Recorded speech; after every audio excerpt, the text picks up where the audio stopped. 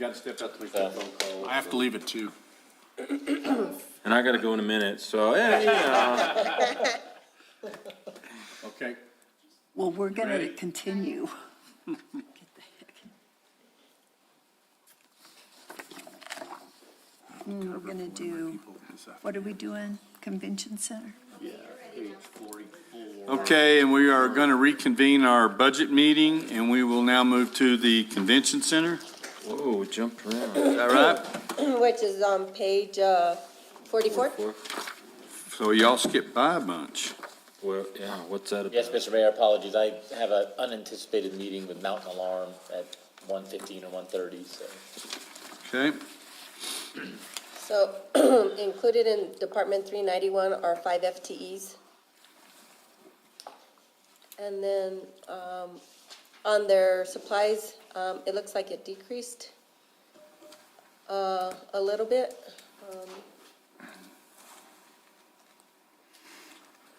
Can you go over your capital, non-cap, what you're gonna buy? Which one is that? 3,000.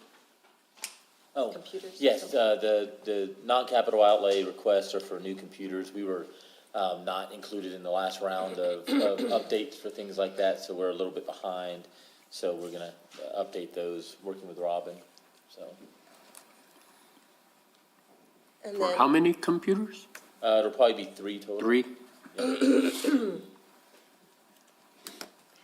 and then in the next section under services, can you go over your contract increase? Sure. So the contract increase for services includes our new software for booking, which also includes this iCalendar feature that I've already started testing out. I sent it to Mike with Win Place and Show the other day just to test it out because he was asking about keeping updated about when groups were coming in, and it seemed to work. So it's updating properly. So. But that, I'm sorry, Tim, you're saying that's under contractual services, not software maintenance? No, that is under software. Apologies, software maintenance, contractual services increase. Is it paying the contract? The- Hold on a second. I can't figure out why that increased that much. Common area, the common area? Oh, the common Common area, areas. yes, that's a common area that we share with the Elegante. So we work with them, we do the landscaping. We hadn't had to do a lot of that stuff because of COVID, so that's why that increased, so. Okay, which line item was that? Contract services is the. Contractual services? Is the Okay. common area. And we're also looking at possibly redoing some of the parking lot this year. It needs to be repainted, the lines and things like that. And that's something we split 3 ways between the Lynx, the Elegante, and ourselves, so. Is that amount under your building property maintenance? No, it's because it's under a contract. It's kind of this Okay. strange, like 3-way split that we do with Right. the other tenants in the area, so to speak. So. Okay. What about the fence repair that's around the transformers there? I saw those blown down or, Well, they were partially blown down and partially taken down. Okay. So in the process of putting that, working with P&M to get that generator put in during the fire incident, we decided or discussed the fact that we need to have better access to that for P&M. So we're gonna need to take the whole thing down and put basically a door in there, a gate, because we had to tear some of it down for them to get to it. Right. Legally, they have to have access to it. So we're gonna have to replace that, but I think that's something we can do internally with our building maintenance fund. It shouldn't be that huge of an expense. okay.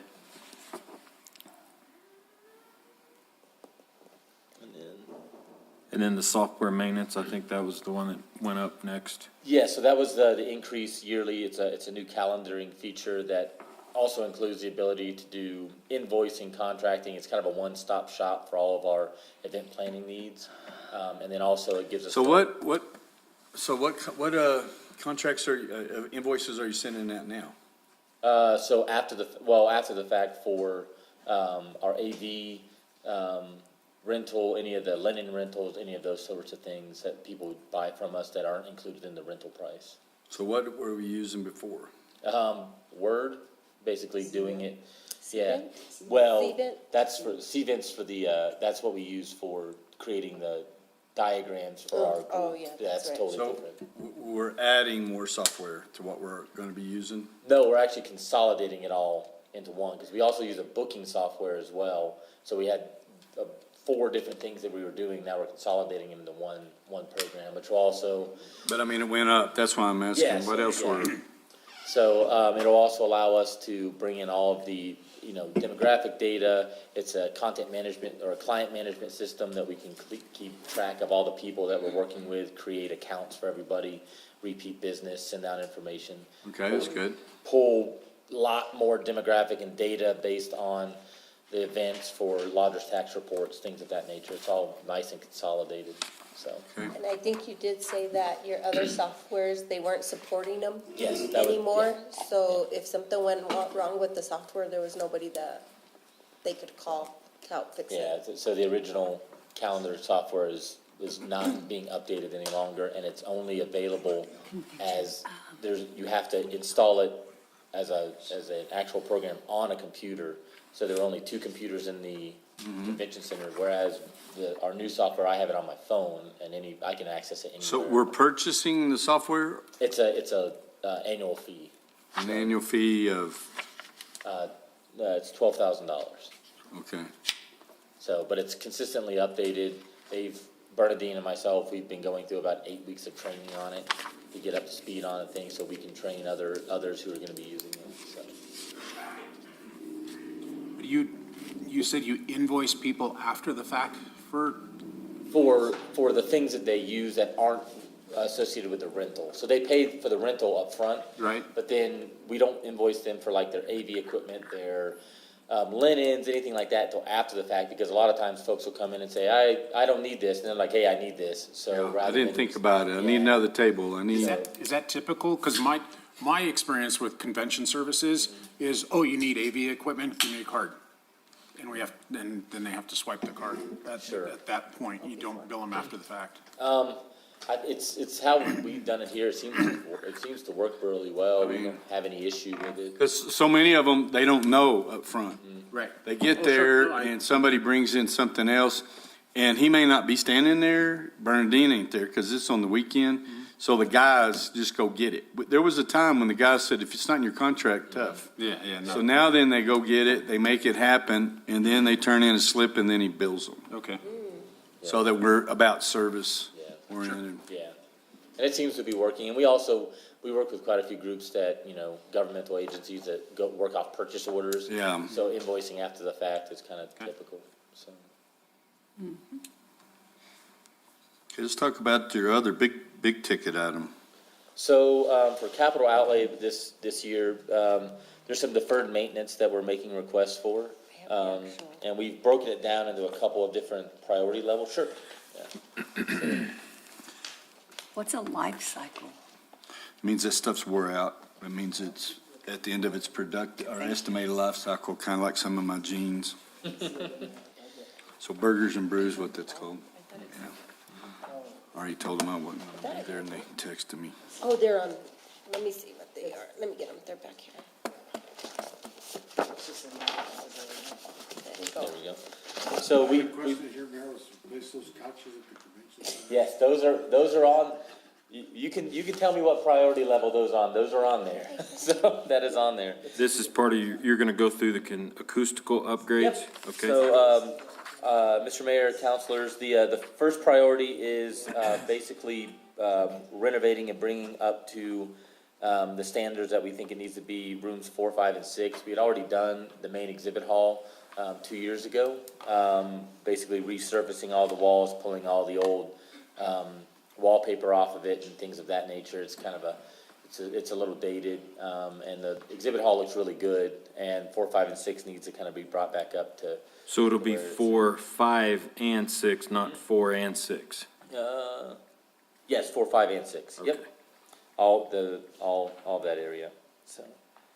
But that also includes, replacing, all the brass kick plates on the doors in the main exhibit hall, painting all the doors in the exhibit hall as well. That was part of that original project that the budget ended up not covering.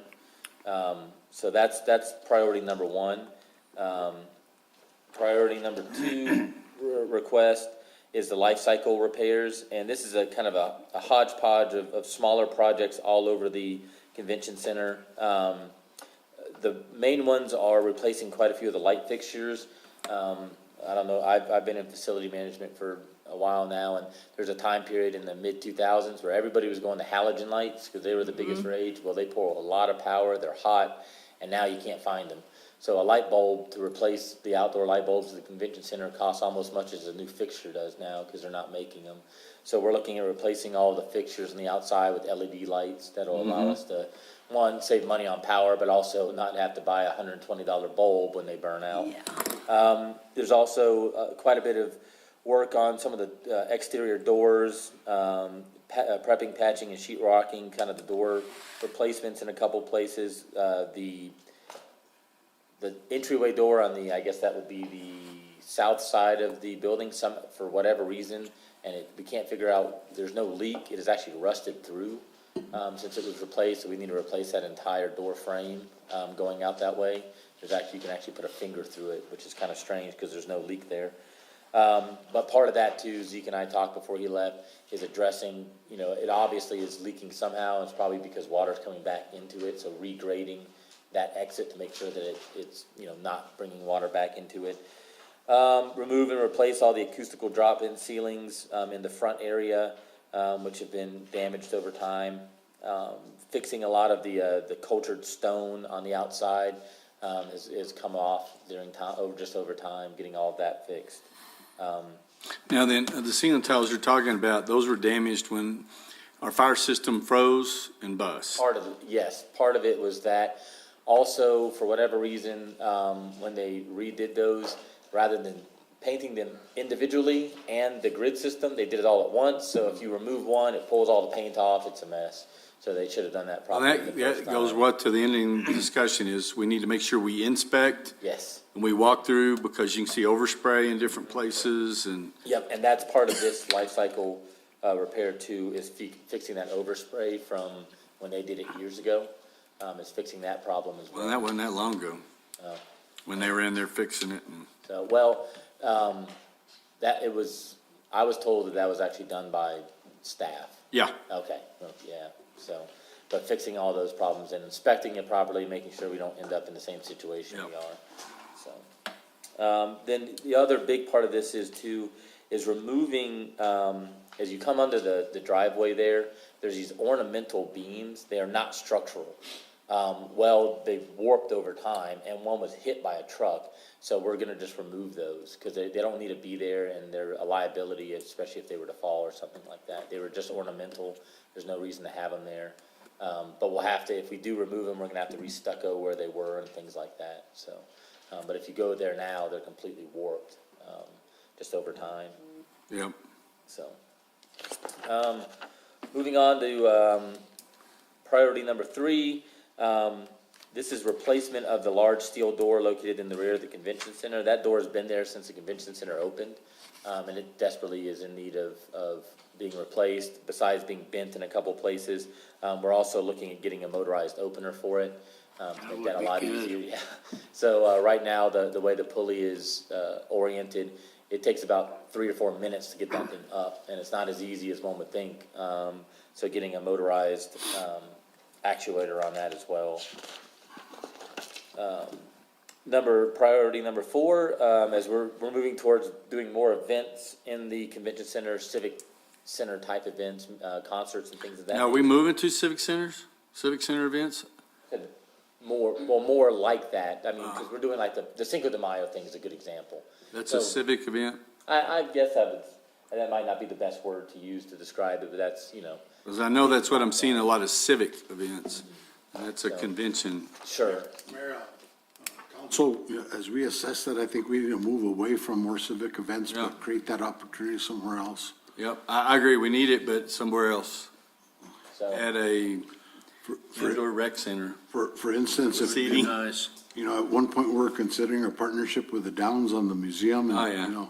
So there's other settings that may be more Conducive, conducive to civic type of events, but I think with the convention center, we need to get back towards its original purpose. Beds and heads and 2- and 3-day events. sure. Okay, I got you, I just heard civic and Yeah, I guess that probably was not the best way to describe it. Thinking more like special events, there you go, you know, like the Cinco de Mayo event and things of that nature. So we're looking at adding some acoustical, tiles to the main, exhibit area just to increase the acoustical, qualities there. It's pretty cavernous right now, and there's a lot of hard surfaces. So we worked with an acoustical engineer, to kind of come in and look at it. They recommended basically covering 20% of the walls with an acoustical material. They think that would be about any more would be overkill. You're not gonna get any more bang for your buck. Any less isn't gonna really help. That's kind of the sweet spot. You know, we could try to do more, but they don't think it's gonna make that big of a difference, so. But I will say from what I understand, the new sound system has already made a huge difference. Way So, better. Yeah, so, and we are, a smaller project, it was asked that we get a, remote ability to control the sound in there, and that's something separate we're doing already. That would be nice. So we're already working on that And a right good now. charging station for the microphones, Yes, so they don't run out of juice halfway Yes. through the. Lithium batteries. It's like that fake switch they give the mayor at the Christmas tree lighting. There you go. Where you're like, hello, welcome, thank you for, And we don't want to hear him anyway. and then, finally, project priority number 5 is, the replacement of 10-year-old lobby furniture at the convention center, the love seats, the sofas, and the chairs. So, we're looking at just replacing the same number of them. It's a good number, it fits into the space well, and, people do use them. I've seen that Yeah. firsthand this week, so a lot of people will, heck, we saw it a lot when there was a relocation center for folks. In fact, I slept on one for 2 nights. So, yeah, so maybe we can get some with, pull-out beds in them too, in case we need them. So, Well, I mean, I didn't realize it'd been 10 years, did you? or at least recliners built into them. there you go. So. I know I did been 10 years, and I wish we had more plug-ins behind them, because I saw a lot of people looking for the plug-ins. Sure. They're really nice, they're just getting worn. Okay, I'm gonna step out and make that phone call to that. We could put a Salvation cow, Army. we could put a cowhide over the back. Yeah, go to Walmart and get one of those stretchy deals and put over it. Okay, so then we're gonna go back to page 46, which is a new department within the general fund, called Wingfield House. Hold on just a second if I can. Did I miss, if we keep going down below furniture, we've got computer software. Is there one more? It's Yeah. below, There's nothing in this. oh yeah, that, There's, nothing budgeted There's there. nothing there. It's just, I mean, it's kind of redundant in it as far as we got software maintenance and computer software and then, what was the other one we talked about? Contractual services. it's just probably in the wrong line item, that's all. Okay. Good catch. I sit next to this guy. I gotta be doing something. So, we created a new department, 395 Wingfield House, and so included in this, budget and personnel is 1 FTE, I believe is to help, as a curator, for Yeah, the collection. we're gonna work on developing a job description. What I think we're really looking for is kind of what I would consider a public historian. Yeah. Somebody who has training in museum work, but also in public engagement and volunteer coordination, pretty much a little bit of everything. Yeah. And there are some really great programs that create, put people out. My master's degree is in public history, but New Mexico State has a great, public history program. So I think there's a chance of us finding a good person who would be able to come in, help with the curation, exhibit development, but also really focus on public outreach, which is really the Yep. the bread and butter of the mission statement for the Wingfield Heritage House. So, I'm excited about that, finding the right person for that, so. When do we anticipate that opening? So, if everything stays on track, I think we will have a soft opening by October 1st. Yeah, Okay, so is the salary for a full year?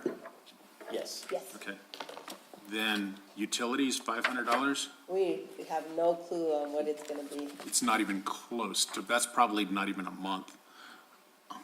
Cause you're gonna have to pay for water, right there is 100 and whatever a month. And if you've got, as you know, having a curated exhibit, you gotta maintain temperatures. So, I mean, you're gonna be, Yeah, I don't even know, I couldn't even figure, we just shot it in the dark. Well, we can always change it, I mean. if we need to. yeah, it's I would gonna be, move it to $10,000 to yeah, that's start. probably.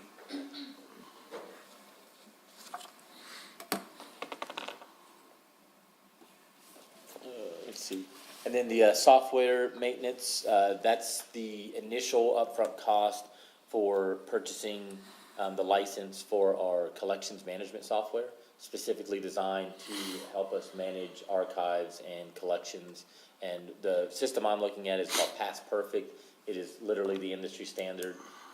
Anybody who works in the museum field understands it. And the version we're looking at is their online version, which means we don't have to stand up a database on a server by ourselves, and it'll allow us to make them, if we want to, or portions of them, we can make them public, so we can turn them into virtual exhibits, things of that nature. People can look at what we're bringing in. That'd be good. And anybody who, like I said, anybody who has any training in museums has used that software, so anybody coming in would be able to use it, so. So that's the initial cost for the license. What about the maintenance? I think it drops down to about $900 a year. So that's the first year and the setup fee, all wrapped into one. Oh, it's all wrapped into it. And then it goes down to about $900 a year. Okay, I'd recommend you ask them, and any other software that we have that is cloud-based, there's requirements that's starting to hit. I just had a talk with one of our vendors. It's basically all about security. Sure. And, what is it, third-party authentication and all that. So that alone has cost me like $600 a year now that I didn't have budgeted for. So check with that, and a lot of this third-party stuff that's going into the cloud is all requiring that from, insurance standpoints. Okay. So find out about that, if that's gonna be another cost, Mayor. that's gonna be coming down. Mayor Pro Tem, Counselor, will definitely look into it. And I know we probably will have to look at, once we do start accepting collections as part of the collections policy, we'll probably have to look at individual insurance policy, like an art insurance policy for the collections. Oh, yes. So that's gonna be different as well, so. But it all depends on, how many things we start getting in, the sort of, and I expect we're gonna get quite a bit, but we already have a draft version of a collections policy, which is very specific in terms of what we will be accepting, and that's why it's really important to get somebody in that position who's gonna be the person on the ground that understands how that collection policy works and that process works, because I've worked at a lot of museums where you have very well-intended volunteers and things. Next thing you know, you have acquisitions that weren't approved and boxes full of stuff and things of that nature, so we're gonna have to do it right from the very beginning, so. What about revenue streams? So, we're still in conversation, Counselor, about whether or not we're going to be, charging admission. But there are certainly some ancillary revenue streams, in terms of special events and things to be held there, tours being, run out of there, of Midtown, and things like that. So we have some opportunities. Membership, sponsorships? Sure, Counselor, I think that, any of our exhibits, looking at possible sponsorships and things for those, especially if they're topically relevant to local businesses and things like that, I think would be wise, so. Okay. So if you have things to donate, are we going to have a sheet of paper that each individual item? Mayor Pro Tem, Counselor, so generally the process, the way it would work is an item would come in and we would give somebody, if the person accepting it, the staff member representative felt that it did fit the collection standards and it was something that the entity could use, we would create basically a temporary transaction form. And basically that's just a piece of paper that says, okay, we're gonna accept this provisionally until it goes through the proper channels. And the way that I've set up the collections policy for review and eventual adoption by the governing body is that, the Wingfield House Advisory Committee, or whatever we end up calling that group, would be the first step, that they would make recommendations based on either myself or the curator saying, okay, we want to accept this stuff, we don't want to accept it, but then the ultimate responsibility, just like everything else, would rest in the governing body's decision. So then they would make a recommendation, at council meetings, and then you guys would get to review it and say, yes, this makes sense, or no, this doesn't make sense, or, so ultimately, it would rest on the governing bodies, because once we take that on in that regard, it becomes property of the village. So, we're basically acquiring it, as property of the village, so. So everything that I'm going to donate is going to be the village's? If you decide to donate it, now there's also the opportunity, there is a loan component to the collection policy as well. Although, in my professional experience, I try to steer away from that as much as possible, just because it does complicate matters. It can, unless it's something that's very temporary, like just for one exhibit. It's not on loan inevitably, it's not just there until forever, but if it's for one exhibit, it's one thing. But yes, it would be considered, if it was donated, it would eventually become the property of the village, so. Okay. So, is there any kind of insurance involved for the different items that have been donated? Do we insure or do we not? Mayor Pro Tem, Counselor, absolutely. We would need to look at a separate, probably art sort of gallery insurance. There are specific companies that insure museums, and as part of the acquisition process, we would appraise anything that we brought in. That would be all part of the documentation that we would then be able to prove on paper. And that's one reason why a good collections management software, you can pull that information out easily, right? Everything is right there in a database, and if we need to say, what is the appraised value of our collection at any point in time, you can click a button and say, there it is, so. Who would pay for that appraisal? That would be done, that's why, so somebody who's trained in museum collections and curating could do that themselves, or I could do that. I'm qualified to do that in most cases, unless it was something that was well outside my purview. But if it was something that was, of what I would consider typically being donated to a museum, we could do that internally. It's not a conflict having internal appraisal? I guess it depends on and it also depends on the donation agreement too. A lot of times, because for tax purposes, folks will want a third-party appraisal. Right. A lot of times people, if it's something small, they don't even care. So it's more internally about what it's worth for us for insurance purposes. But if someone were to come to us, say, with a piece of fine art and wanted to donate it, then I'm sure we would get a third-party appraisal for their tax purposes as a write-off. So. You talked about provisional acceptance of donations. So does that mean we're actually taking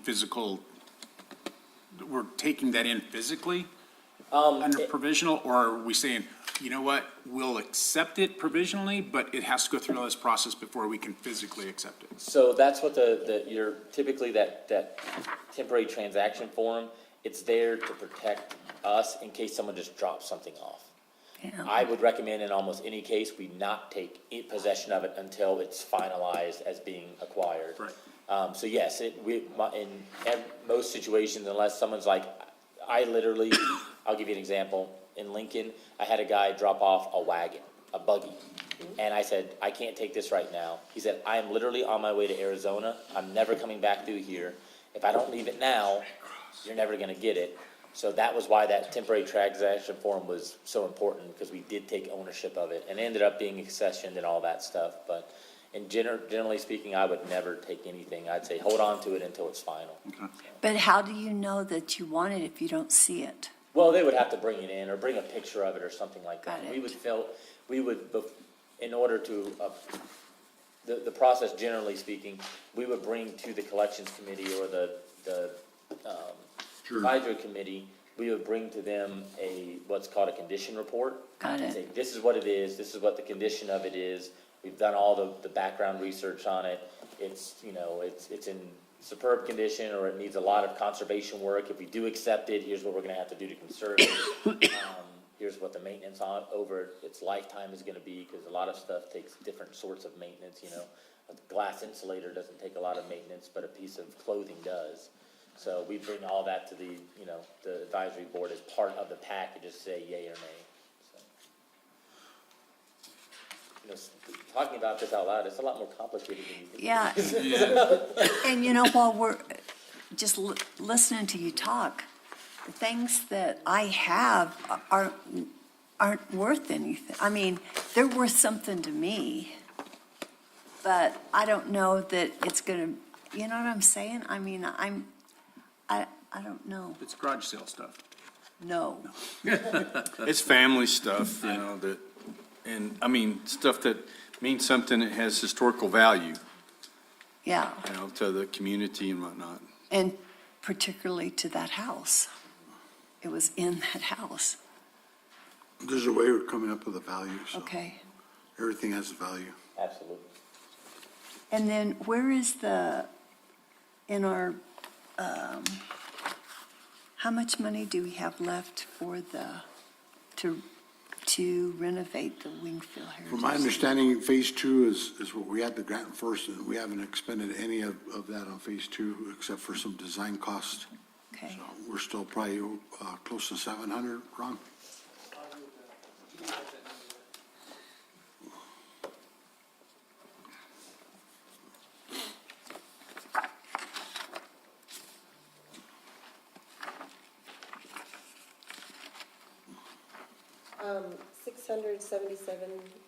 $677,996.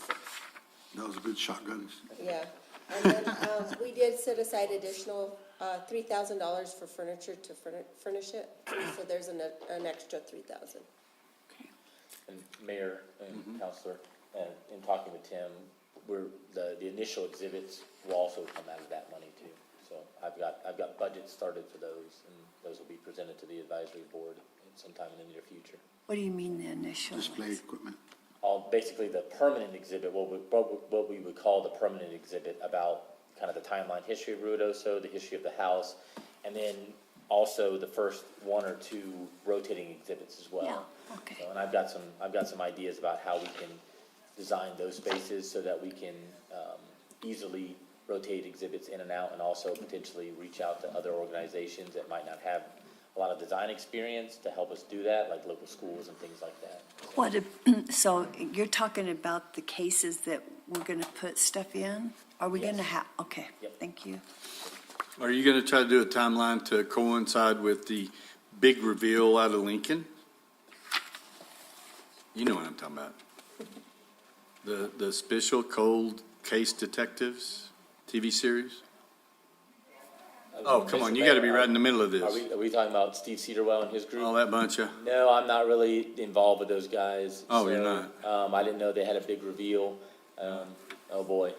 I'll hold on to my hat. So, yeah, We got to dig up Billy the Kid. well, today is the Yeah. 141st anniversary of Billy the Kid's escape. So, Oh. yeah, 6 p.m. today will be the time. So if you're in Lincoln, come by. I'm going to give a tour of the courthouse. At what time? Nice. About 6 p.m. So today's the actual anniversary date. So Where's that start? it's actually going to start probably in the middle of town at a local establishment. called the Say it. brewery. I mean, he's doing it for free almost. Yeah. This is- It's in support Couple of of the brewskis. Friends But while you're there, you might as well freshen up. Well, anyway, they were just talking about a guy named Jim Miller that, whatever, died in 1940. Killer Jim Miller. That's what I asked them, and they Oh. wouldn't adhere to that, but that didn't make Killed sense, Jim because Miller. killing Jim killed Patrick, maybe. Maybe. So anyway, but they're having a big reveal in a TV series on History Channel and all that, you know, but, okay. Well, they've kept me out of that apparently. I'm too much of a bookworm for them, I guess. Oh, just a side note, Tim, I asked him about that picture of Billy the Kid where he's out there with the golf club, and Tim doesn't believe it's real. What golf club? Croquet. Oh, yeah, Okay. Mayor. yeah, I've seen it. You don't think that's the real deal? Mr. Mayor, Counselor, it's not that I don't think it's, oh my gosh, I feel like I'm being deposed here. It's not that I don't think it's real, I just think that the providence isn't 100% there. I want it to be real. I just don't think the providence, I would bet my professional career on saying, yes, it's real. Oh, For a few million. Yeah. For a few Somebody bought it million? for $5 million, which, okay. Thanks, Tim, appreciate it. well, Counselor, thank you. Moving on. Yeah, I'm gonna get out of this hot seat before I really put my foot in my mouth. We still got the radio station? Yes, sir. So, Tim, I took 144. it from your last comment. What page? 144? That a fool and his money are soon parted, is that right? Counselor, I would definitely agree. No way to talk about the mayor like that. So, on the radio station, right now, even though it's considered an enterprise fund, there is a subsidy from the general fund at the amount of $97,290, and that's on the page 144, which is the revenues page. There is some revenues allocated for advertising. However, the majority of the fund is supported by the general fund. And right now, there is one FTE in the personnel section. And then, it looks like, we forgot the utilities in this fund. I thought I saw, oh yeah, you don't have the utilities That's- pulled over. Didn't pull over. No telephone. No telephone. Are we still renting equipment? I didn't know if we were renting.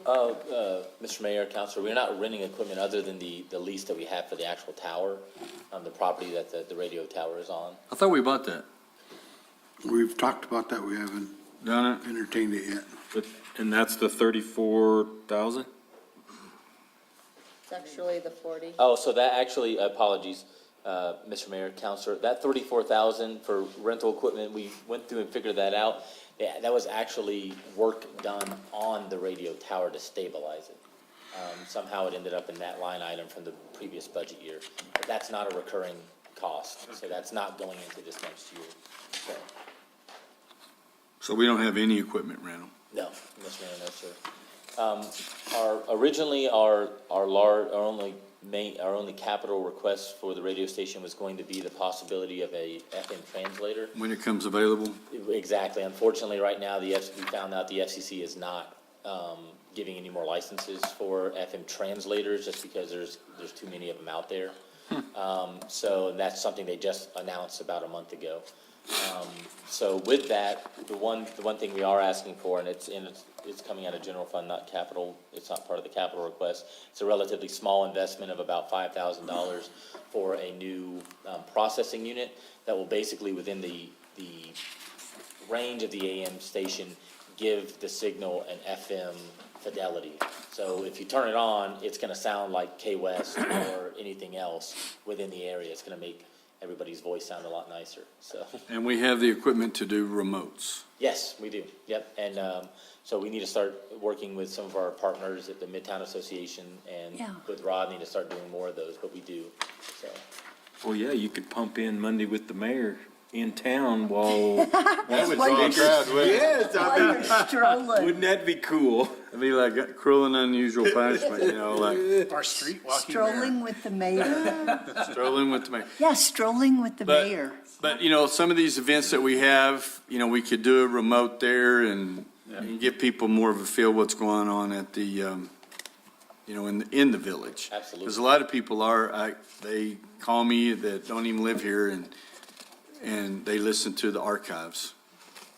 And, Mr. Mayor and councilors, speaking of revenue and things of that nature, we are looking at possibly a commission-based salesperson. We've talked to Judy about that a little bit, bringing somebody on that literally does not get paid unless they bring us ad revenue. They get paid off of that. Same guy we talked about? Yep. Yeah, and Yes, he sir. does it for a living, so. Yep, he works for MTV radio stations. So it would not cost us anything, and if he brought us ad revenue, then it would be, you know, revenue coming in, but it wouldn't cost us anything, so. That was gonna be my question, is what efforts are we making on advertising? So this will be the first kind of professional push for it. Right. So Greg, our radio engineer, has been reaching out to folks, and before that, Jasmine. Jasmine was doing starting to do a job. Mhm. So we hope, Mayor, councilors, we really hope that if we can work with Rodney and Parks and Rec to start pumping the radio station, at least during certain times through Midtown, through the new light fixtures, that will encourage some of the Yeah, businesses in Midtown exactly. to jump on board and advertise, because people are going to be hearing it. So Exactly. it makes a little sense to us to do that. So we're looking we're looking into what that might mean in terms of additional licenses, because that might be considered an end user kind of experience, and it might incur additional licenses from ASCAP. and- Playing it over it will, and it may not be worth it. Exactly, so, Yeah, I don't think it'll be worth it. It was too expensive before, because we tried to work a deal out with the radio station to play over the speakers at the racetrack, and it was like $100,000 or so a year. Gosh. Jeez. so Mr. Mayor, councilors, the Per licensing seating per fee that person. we pay to ASCAP, BMI, Global Media, and all those groups, it is 100% based on our revenue. That's how they do it for radio stations. So right now, our revenue is very low. Even if we increase our revenue by 10,000%, we're still most likely gonna be in the lowest level of, so we're not paying that much. But as an end user, as a business or something like that, it does get pretty expensive pretty fast, so. But the live remote, I was thinking when you mentioned Rodney's name, I'm going, when we have like the final games in volleyball and basketball and all of those sports that could be broadcast live, using the remotes, that could be something to help drive traffic to the radio. Cinco de Mayo. Well, I know that if you just play music, I should be more specific. If you're playing music and we were playing it on the streets, there'd be more. Right. But Yes. live remotes, no problem. Yeah, anything that's not music. Yeah, that's not copyrighted. Yeah. Mr. Mayor, councilors, and I know we're getting a little off topic, but I can work with Rodney too. If we're using royalty-free music, we create basically our own playlist for downtown and, with information about what's going on and stuff like that. If we're pulling royalty-free music, if it's something like that, as long as it's not Bruno Mars or something like that, we're not paying, then we're okay, so. We can work on He did get in a little trouble over that. He did. Yes, he did. I could tell jokes and you could sell tomatoes.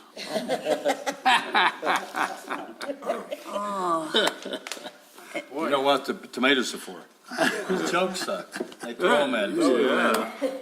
I've been capturing jokes to give to him to talk to you. Please. Oh, my goodness. We could broadcast our menudo eating contest. There we go. Started that menudo. Yeah, we got some menudo back there, cans. Any other questions? Mayor, if we may, can we have Tim give us a quick update on the Cinco Mayo tickets? Sure, yeah, because I had a question about that today. I didn't know the answer Yeah, to. Mr. Mayor, councilors, as of, right now, because it's live, for Thursday night's concert with Little Joe y La Familia, we've sold, 233 tickets total. Nice. I thought our max was 200. Yeah, we're selling a couple more today. The vast majority of them are VIP experiences. We've Oh, sold- okay, that's what I was wanting to know. Yeah, we've sold 144 VIP experiences for that Entrance. one. And for the next night with Ruben Ramos, so far we've sold 70 VIP experience tickets, 121 total, but those are starting to go up. I've unwisely connected this to my email, so every time we get a ticket, I get a notification. So, I'm going yeah. Friday night. For whatever reason, people really like to buy tickets. it won't at be that 4 in the busy? morning, So, No, I'll be there every night. because I've got yeah, apparently. Thursdays. And that's 200 VIPs each? Yes, sir. Is anybody going to it's another subject, never mind. Mayor, Council, No. just from what I saw, that's over 100 tickets in the last hour, in the last day. Really? Increase. And we're cutting off the VIP experience at 200? Yes, Mr. Mayor, yep. Per each night. Yep. And, Mr. Mayor, councilors, I think, and we've talked about this at Team Tourism, we believe there's gonna be a heavy, door ticket, presence. I think we're gonna sell a lot of tickets that night. So that, just the silver. Yeah, we're prepared for that, so. Yeah, and that's just a buffet, and I'm just trying to make sure we coordinate with the food, and Sure. So you're cooking? You can only, I'm not cooking, I'll be helping. you can only go to one. Who's doing the security for this event? Mr. Mayor, councilor, Not me. yes. First alarm. Oh, okay, cool. I didn't know. You guys aren't. Cool. First alarm, so. But Chief Chavez, he knows about it, so we talked about some increased presence around the area and stuff, but He's already putting on his chanclas. Cinco de Mayo, when is that? What's a chakla? Ron, what's the chanclas?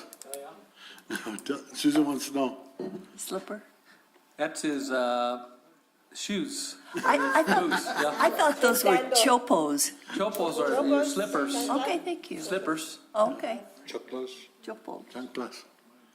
Vamos a bailar con chanclas. A lot of them wear the boots like that's like a dance by themselves. No, those, not the Are ski- those the not ski ones. cockroach killers? Okay. Mayor Pro Tem Councilor, it's gonna be a good event. Yeah, I'm excited. I saw your name, I saw you bought your ticket. Yes. Counselor, thank you. I Yes. was going through the list and I was like, oh, there's Counselor Letterman, thank you. Yes. It's kind of like the black clogs. Platform shoes. Tom doesn't know that he's going yet, but we're going. So you have to go through that ticket place? Mayor Pro Tem Councilors, yes, for advance tickets, yes, but we will be selling the silver tickets, the general the door. admission buffet Oh, tickets. so it's gonna give you $100, but At you just the, have to go online. see, I told you, a lot of people are gonna buy them at the door. But the VIPs aren't available, so you have to take care of VIPs are them. not gonna be available at the door. Yeah, no VIP. So you just go to your He wants you to phone take his money, and do Tim. this? Counselor, yes. yes. Okay. He wants you to take his money. Judy, we can take cash right now, just give it to Judy, so. So, right there. Oh, my gosh. Pass it down this way. Yeah, it comes to me first. Any more questions for Tim? Because he has to meet somebody over there. Oh, yeah, we can. It's okay. You were talking about the pumping music through the speakers there in Midtown, non-copyrighted music? Mayor Pro Tem Councilor, we were just, yeah, possibly, for special events and things like that, we might, No, parades and stuff, it'd be great to do.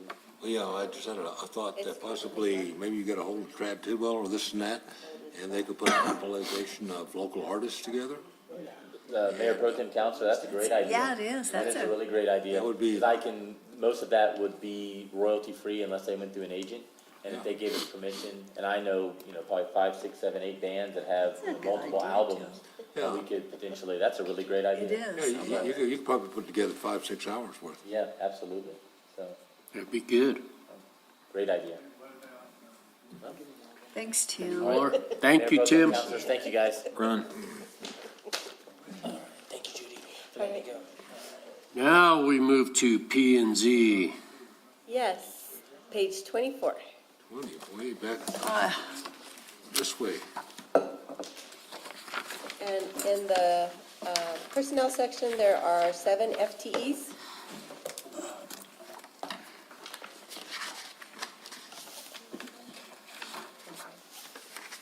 And it looks for the majority of the budget kind of stayed the same.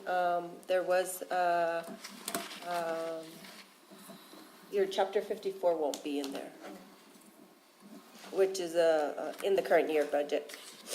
And I believe they're going to finish it pretty soon? Yes, next few months. So in P and Z, who, like your administrative secretaries and Bill, So we have 2 administrative assistants, one that's focused on short-term rentals and lodgers tax, and the other one that assists the department with permitting. And then we have 2 certified building officials, and one that does multi-discipline inspector. Currently, he's focused on residential and short-term rental inspections, business inspections. okay, And then there's a GIS/planner and myself. okay. And Bobby, did you miss Bobby?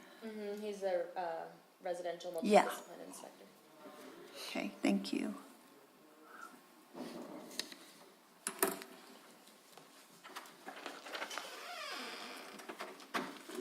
Once again, that software maintenance.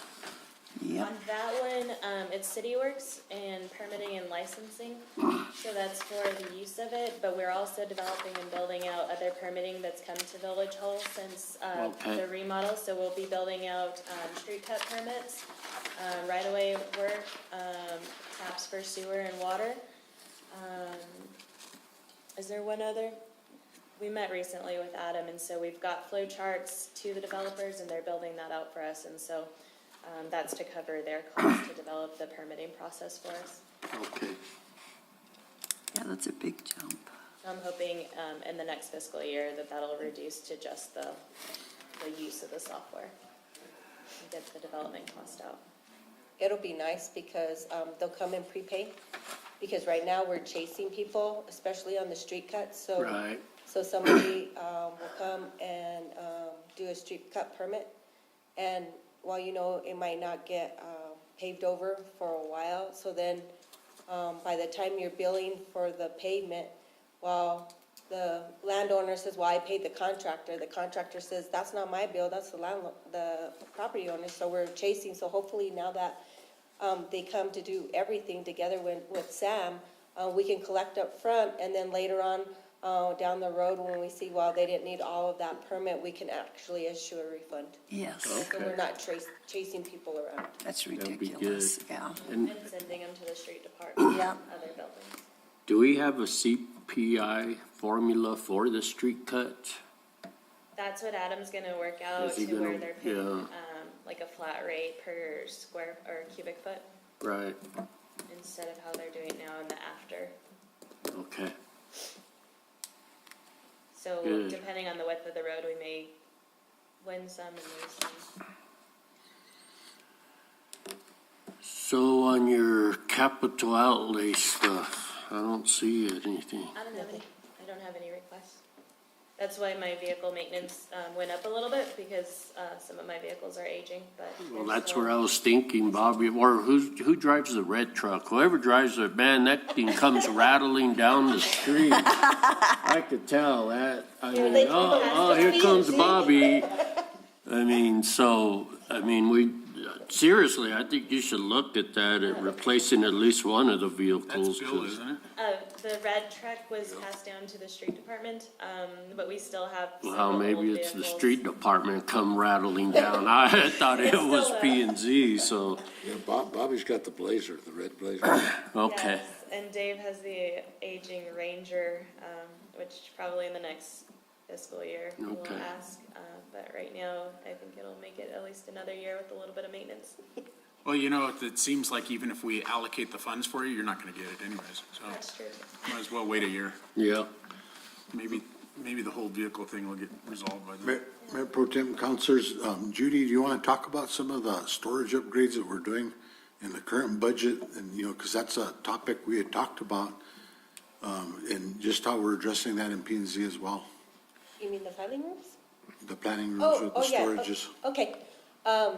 So now that we have this new building, when you go into our file rooms, you see all these ugly file cabinets, which there's like 50 million of them, and we're always adding more and more file cabinets. So we have met with Space Savers, and we have designed actual moving Oh, that's sharp, I'm not, Yeah. modular Yeah. or a pulley, like a pulley system. yeah. So we are doing that in the HR room here, in the finance one, and in P and Z, where now we got like amazing, we tripled our space for files like 30 times of what we can store, and we took all those file cabinets and reduced it to a more sleek system. Also in the planning and zoning room, we did order another plan table that can store some of the maps under it so that they're just not all out everywhere, so that it's easier and big enough to spread out the plans when you're looking at different maps. Also in the front room, we did get a table that actually has drawers underneath it. So those two file cabinets where we store all our check requests and the invoices will now be underneath the table, and we'll actually open up that spot to hopefully maybe put 2 additional or however many we can of desks within that room for our expanding workforce. So now we'll have a more sleek and organized file rooms. Mayor Pro Tem, Councilors, one of the things that we didn't address is the clerk's office. We had looked at some options, and I was just, remembering that that's not built into the clerk's request. So as we look at the capital outlay, we might go back and revisit that. With the expansion and the fireproofing and everything else, I think that one was closer to 45,000 or something like that. I can't remember off the top of my head clearly, but It somewhere was around that really, amount. a lot more than what the other rooms had cost, so. Yeah, right now, just in community development, they've moved back in like 6 filing cabinets, and then that's what those Connex boxes have out there. The current space, will accommodate up to what would be equivalent to 18 filing cabinets. What we're using 6 for right now. That's a good way. So I think we have identified need that we need to add that back in on the capital outlay request for the clerk's office. Sorry. So with all for a while there, we were talking about document, scanning everything. Do we still need that much physical storage space as well? Yes, even with the scanning the permanent documents that we can't destroy, it's still a huge need. That's still growing. Yeah, I mean, we got, that warehouse that's full of documents that need to be destroyed, and, you know, we're talking about additional archiving building even. Even at this point, you know, with the collection of what we're looking at the Wingfield property, you know, we're still gonna have an archiving, need moving forward. Right. You know, not right away, but in the future, Okay. so. Those systems are nice. Yes, So the money's already figured in there? we already did the purchase order, it's already in the current year. Did we already approve it? Yes, you approved it on this last budget adjustment? It was on the budget adjustment that we did this morning. That we did this morning? Oh, I didn't see that. That was not line itemed in there, was it? That was one of those, as she's going through, she just kind of skipped that one, you know? No, I didn't. You're supposed to read your documentation. She I don't doesn't have to remember, read it all for you. what's the system called again? Space savers, Yeah. Yes, Hospital have used it for years. Oh, yeah. yeah. Banks have used those yes, too. yes. And how much were they? 97,000 That's a, oh, for 3 rooms. But they're manual, see, they've been more if they've been electric, so you should have a savings. Yeah. So we're gonna have some pretty buff arms. And think of how much it would cost us if we had to buy more file cabinets and build additional rooms Oh, to put the yeah. file That's right, cabinets in. build on. So, I mean, she saved us $400,000. good job, Judy. That wasn't me, that was that guy. Good job, too. I just think that, you know, 24 and 25. it's been a good move, but in the future, you know, over certain limits, we need to make sure that we bring it to the council prior to, and they're educated, so we'll make sure that those type of things occur in the future. So, Yeah, it was like that. Yeah, I just kind of got Suburban. slid through there when I wasn't even, I mean, I remember reading it or whatever, but for some reason I thought we would approve 97,000. So, but I guess we already did in a lump sum omnibus bill. That's kind of what it was. Okay, next. Any more questions I can answer? Nope, all good, Sam. Thank you. Thanks a lot. Geez, that was quick, Sam. Mayor, Used to you doing a whole bunch of different things. Mayor Council, just one of the things that I do want to point out is, you know, out of the general fund departments, that department is one that, you know, they have the several positions like the building inspectors, but if you look at the permit fees that they bring in, you know, it really justifies those positions. And then the short-term rental position, the permit fees are in excess of the cost there. And, you know, that's what's being charged to the short-term rentals. And part of that is we did the cost per service. Some of those services were being covered by the fire department with the fire inspections. So that department, you know, with the exception of maybe a couple of the positions out of, what was that, 6 or 7, are pretty much self-sustaining, you know, as far as financially. Yeah, they're doing really good.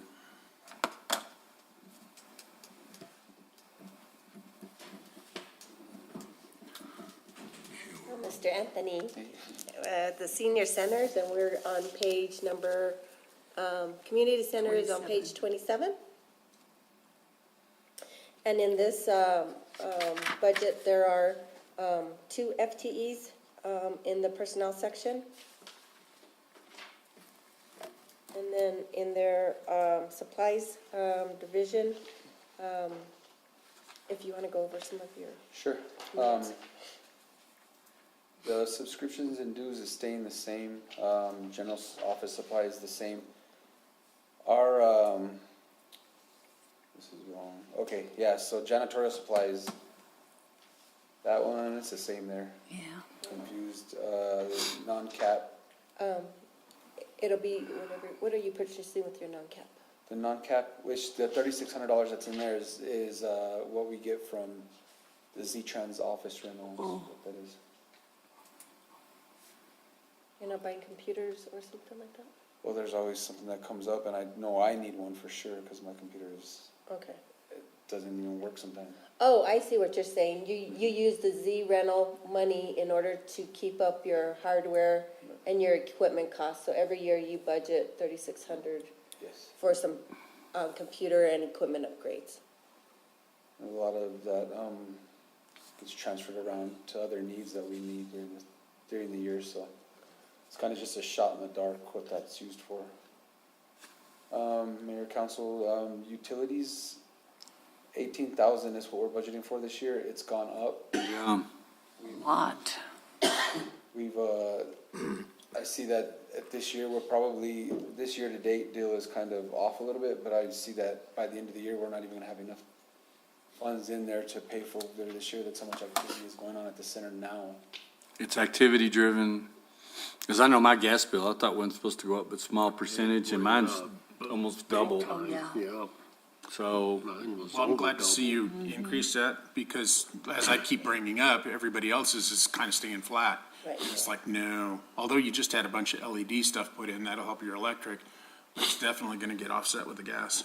Yes, Mayor, Councilor Coughlin, yeah, that is true. I was gonna say that the lighting, the LED lighting should take it down, but we just got it installed, so I don't know where we're gonna be at the end of this year with that, so it'd be interesting to see, so hopefully that one, we won't need that exact amount, but that's averaging it out, that's what I figured out that we're gonna need for next year.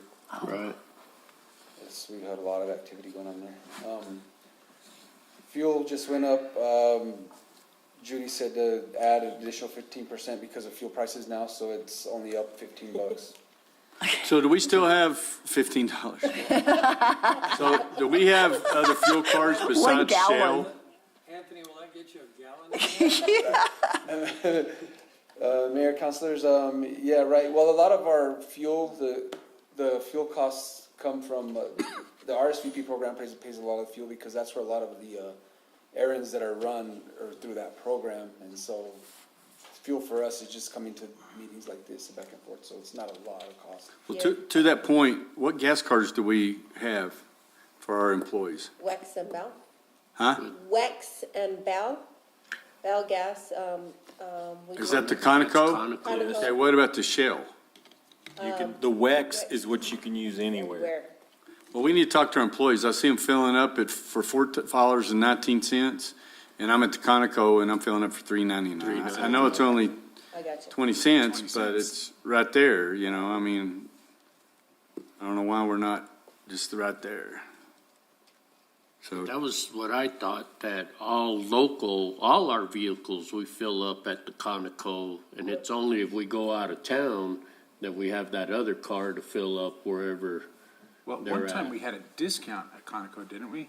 I think we still do Still? with Bell. Bell Gas always gave Yeah, us. so then we need to make sure they go. yeah, we need to do that, because yesterday when I was filling up, I saw some people, some are in this room right now. We used to do exactly that, what you're saying, Counselor. I think I was the Everybody Shell. showed up there. And then the WEX was only used for travel. That's what I always Yeah, remembered. It was that way, and I'm not sure. The only departments that have Wex cards or should do would be fire, because what they were saying is when they were having a fire on the far side, to come back to Conoco to fill up and Right. go back, Yeah. didn't make very much sense, so that's why we gave them a Wex card. And police And department. PD too. And PD, because sometimes in the middle of the night, they can't get the receipts and different things like that. But the other cards, if another department has a wax card, it's only supposed to be used for the car washes that they're doing and travel. But if they're using those cards, otherwise we can put a stop to it. Do you not get to have a guest card? Oh, no, I'm teasing. Oh, well, the rest of us do. I thought maybe you'd get Because you don't know. You know, Mayor, to your point, I think we just need to do some education because, This you know, side got guest cards.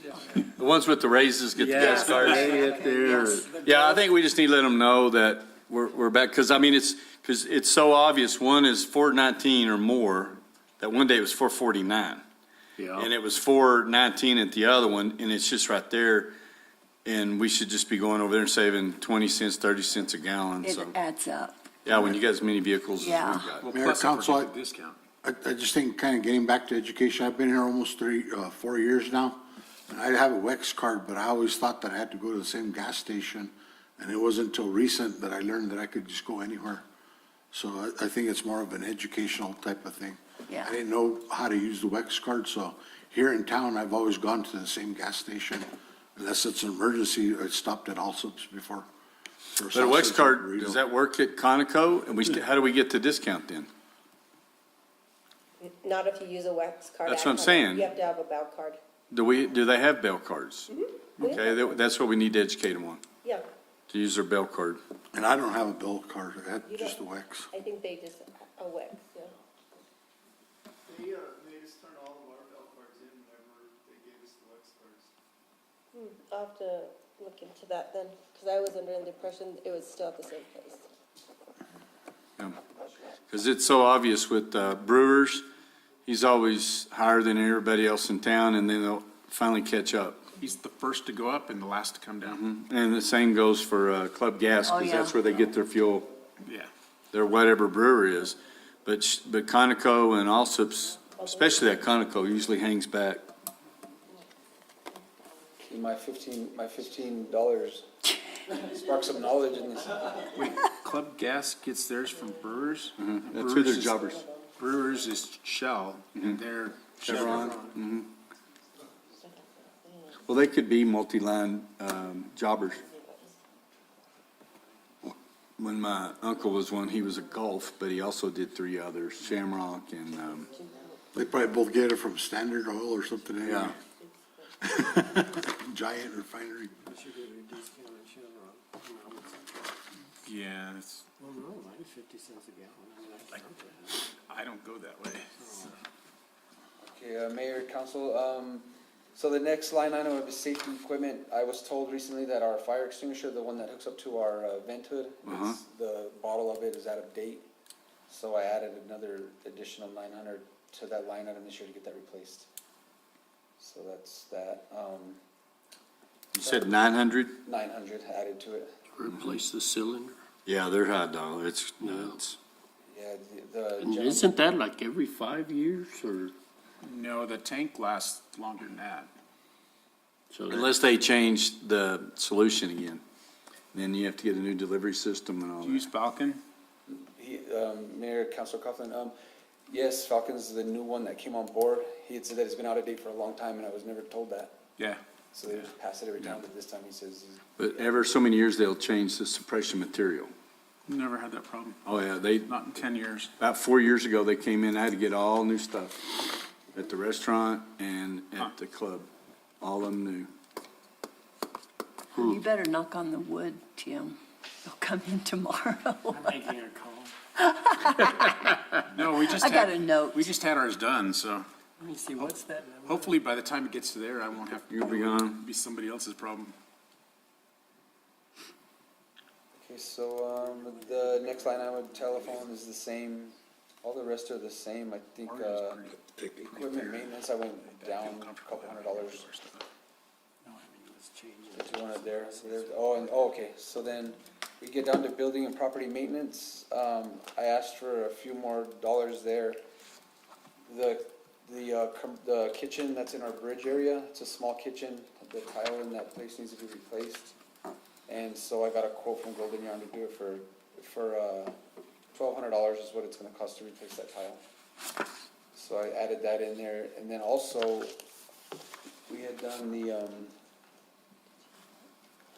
Yeah, that's what I have. Oh, you have it, okay. Yes. Oh, okay. I had it written there, but you actually printed it for me, so. And then also we had placed new doors on the front of the center that have a keypad on it that you're able to access the center there. The Right. doors are really light and they close nice and they're perfect, so it was a good addition to the center, so in turn, we needed one on the side of the building in our dining room, so I've ordered that one to replace that door, but now the bridge room doors, I just wanna finish it off and do the bridge room doors as well, because we have, bridge people that have keys to that area. And if we have the key codes, we can actually give them a code to access it, cause they do use it during the weekend sometimes, and they're, contracted to be there, so the doors are just nice, it would open it up, they have, glass windows on them instead of just a solid door, so they're not looking like they're in a dungeon back there. So just wanted to, after those other doors are replaced, I wanna get those done just to finish off the whole job, because the Sutterth ones were done, the front, the main entrance, and then the dining room doors are gonna be done. I just need the funding now to get those other ones done, so that way the whole building has all new doors. Oh, Mr. Mayor, Anthony, is that door lighted or not? I can't remember. I know there's a parking lot lamp that's on a pole, but over that door specifically to the bridge room? Mayor, Councilor Jackson, there is lighting out there underneath that little canopy that comes off of it, and there's lighting in the canopy. At one point, it was shut off, because I think when Parks and Rec were using that area, somebody switched it off in the panel out there. Gotcha. But one of the classes that was out there asked me about it, so I went and researched it and found that the switch was off, so it is lighted. So Anthony, you were talking about remodeling the building to square it off and extend the kitchen out and everything. If you do that, is that door going to even be there anymore? Mayor, Councilor Coughlin, it still would be there, it would still be an access point, you would still want it closed off, because the different areas that you would have for. It would be an internal door at that point. Exactly. Okay. So I'd still want to be able to shut it off in that area, because different classes, you kind of want to have the privacy for different things. Because my addition that I'm planning there is going to be just another meeting room. So you would still want doors in that area to keep privacy on both sides. Another update that we were trying to do is, let me see. Okay, so then, every year usually, and I've been in touch with Judy about this, every year usually there's something that comes up with the building, some unforeseen emergency, so we had talked about just trying to get adding an additional $6,000 to that, just in case anything goes wrong, because the original $1,800 doesn't cover. I'm always asking for extra money, and I just need to do it in the beginning, so I'm not bothering all the time, hey, I need this, so I have a little cushion. Last time we had a water leak. Oh, that's right, I remember That we that. weren't prepared for, and that's when we said, Anthony, it seems like unfortunately your building's old. Yep, Something's gonna go wrong each year, so might as well put some money in the building maintenance for any unforeseen, and if he doesn't use it, it'll just roll over, Exactly, that'd be good. we're getting the building going and updating everything, so we're on a roll, but there are those things, I just have a faucet leak, and that's gonna cost me $400 to fix, so that's just right there. Yeah. That, I'm wiped out of money for the year, so I Are got you like a replacing couple the bucks in my faucet? accounts. You replacing the faucet A faucet upstairs, it's leaking, so, no, they're just gonna repair it. for $400? It's the faucet, and then, I don't know, it's our commercial one with the sprayer and all that, I don't know what he's doing to it, but it's all on an invoice. Like I said, to replace it, okay? Yeah, That's a lot of money just to fix one of those. Do you have a camera system in there? Councilor Coughlin, yes, we do. Okay. So that would be everything that goes into the community center side of it. If there's any questions with that? The community center just really looks good. I'm real proud for you and for our citizens. It's nice. Thank you. Councilor Ludwig, yeah, everything looks good, especially now with the ceiling tiles. It looks like this, clean. Yeah. Clean. And well lit. Yeah, well lit. And there was that deal where we talked about how there might be too much lighting because of the LED, and how we talked about dimmer switches and all of that. It's not bad. It's not bad at all. It ended up turning out really well, so it wasn't an issue. I was worried about it, but it came out good. I will commend you on your your presentation, his big deal was his gas bill was $15. And then when it gets down here to Contingency fund. is all this other stuff over here, he added in a little money, which totaled $15,000. Judy's been prepping him. It's just Yeah. a little bit. I don't know, I think Rodney's been tootling. Make it sound pretty in the beginning. Oh, but Anthony, overall, you can always squeeze Lincoln until he can't stand it. We appreciate it. Very good, very Now we'll good. move to RSVP, his other, fund, which is This one's where? 219 on page 86. Yeah, the 090. Yes.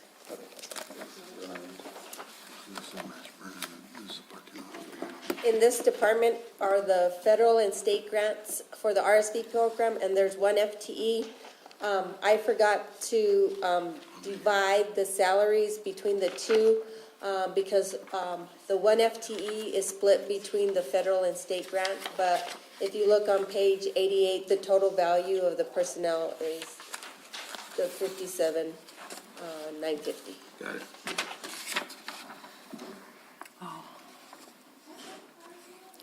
Is that Amber? Yes. Does her salary come out Mayor, of it? Councilor Letterman, yes, it is Amber's Yeah. position. So the other line items there, we have, I just utilize the grant for different items, recognition. I split it between the state and the feds to do one recognition event in December and then do one recognition in May, so that there's two events, so that the volunteers actually get a bigger kickback for what they do. And that includes gifts, door prizes, all the good stuff that we do. So that's split between state and federal. Boy, and they like those kinds of things too. Councilor Letterman, yes, they enjoyed this last year. Yes. So it turned out well. I was kind of surprised that there wasn't very many people there. Mayor, Councilor Coughlin,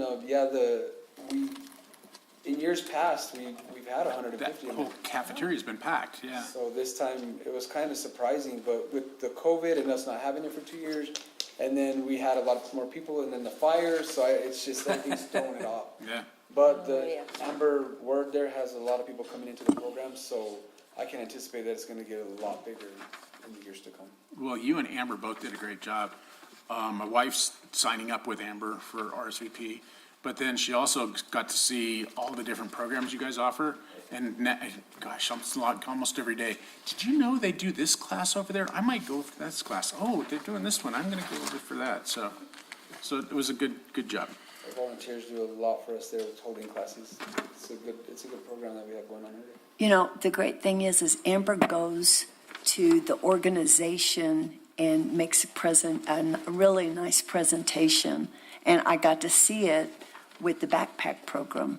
And I mean, they had all those ladies and gentlemen signed up before they even knew what hit them. Mayor, Councilor Letterman, yes, I've tried to get Amber more active out there with the program, being on site with different deals that go on, and as she becomes more aware of everything with the program and more knowledgeable on it, she will be at a lot of different areas. Yeah. So I anticipate that she's going to be working with a lot of different. Right. The presence is very large to them. They love it. Oh, yes. To know that, somebody's there to care and Well- sign them up. There's a lot of people that don't sign up because they're like, what is that? She even got in the line for the backpack. She wanted to know what we do. And I don't know, it just made it real personal. And those people just ate her up. They loved her.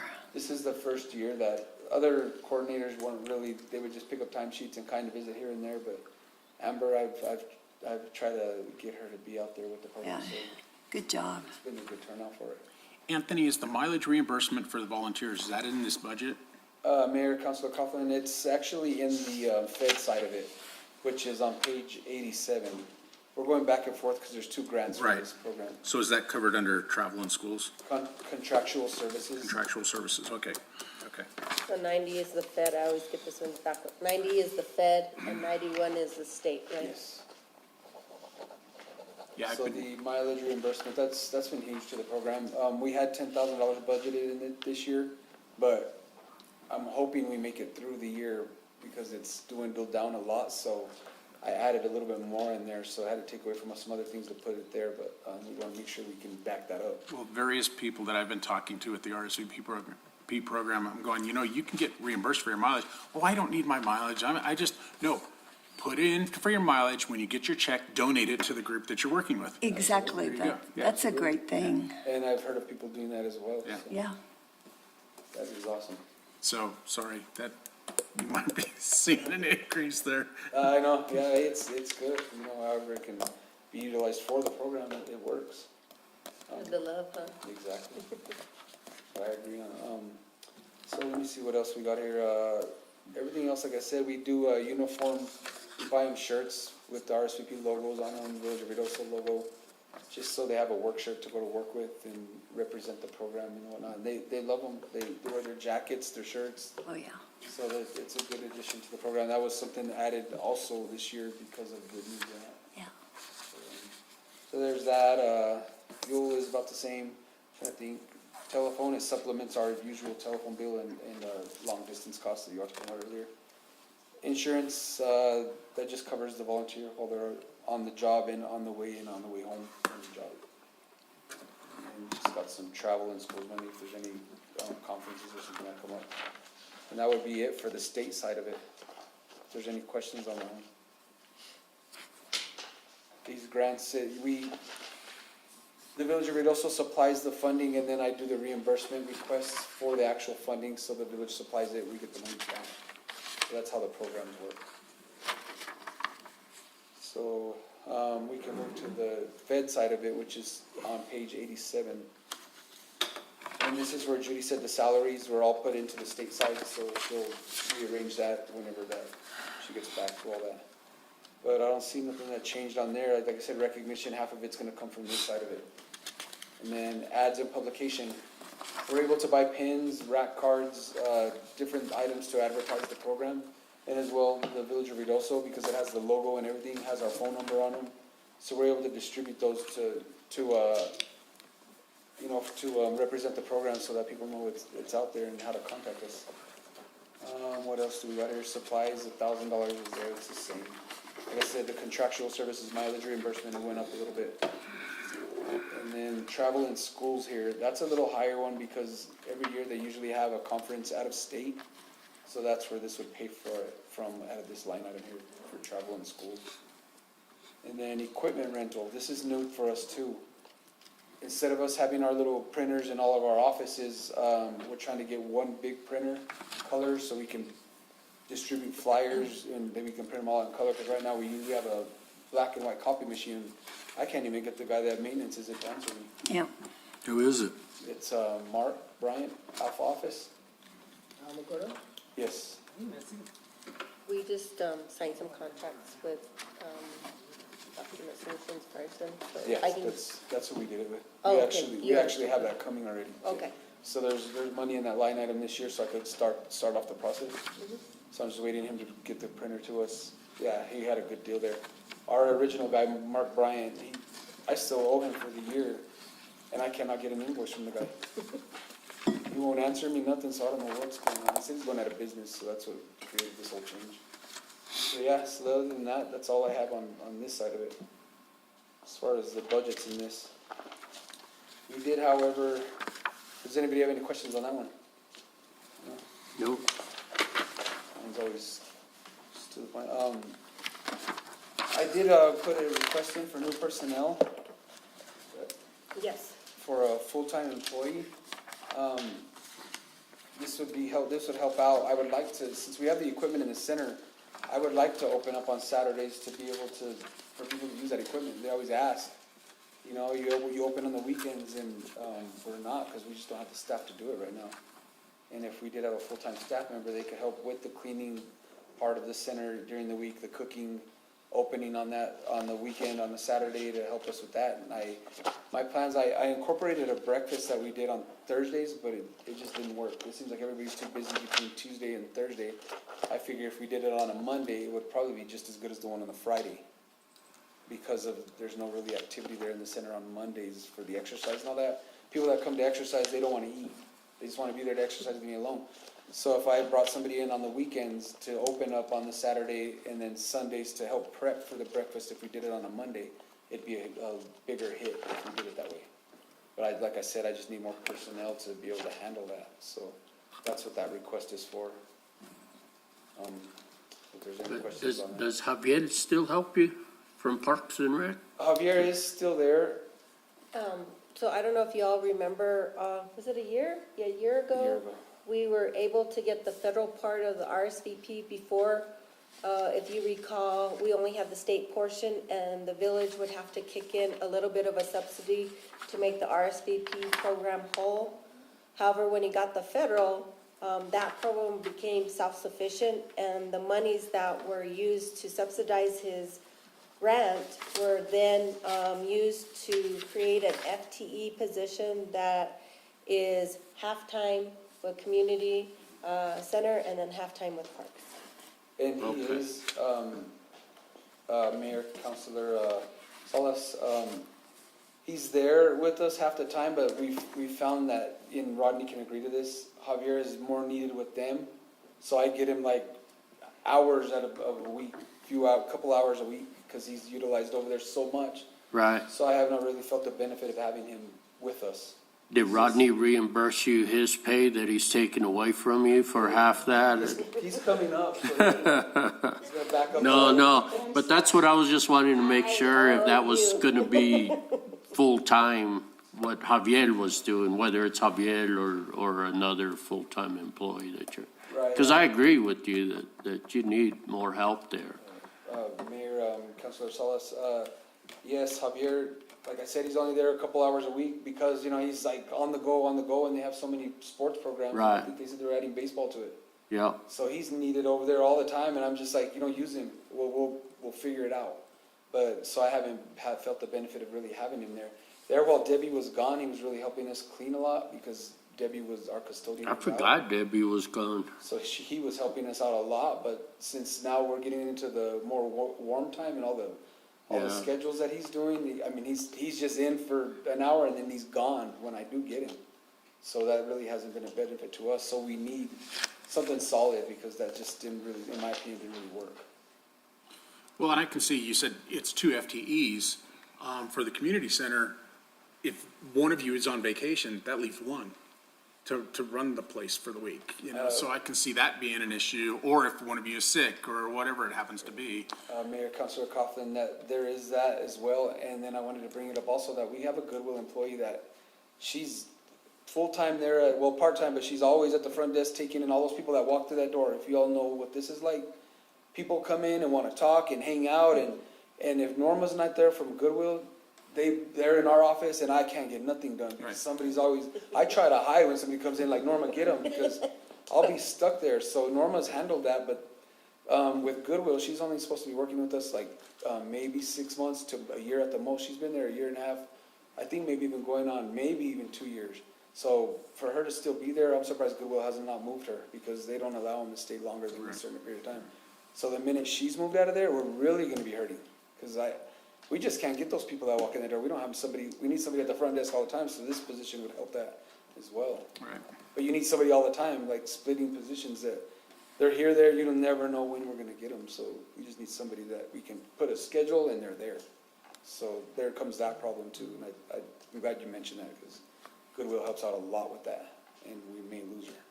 Gotta figure out a way on your phone to put a fake ringtone, so that if somebody comes in your office, you just push it and you go, hold on a minute. Oh, okay, hold on, I'll be right there, I'm sorry, I've gotta go. For that. And I've actually, and I think me and Amber have done that to each other. Yeah. Call her, hey, and she'll answer the phone, okay, and pretend that she's busy or something because. Well, what about, I've mentioned several times the retiree people that want to work 19 hours a week, and I still get calls from quite a few of them. They could do that and switch off that. And she's free?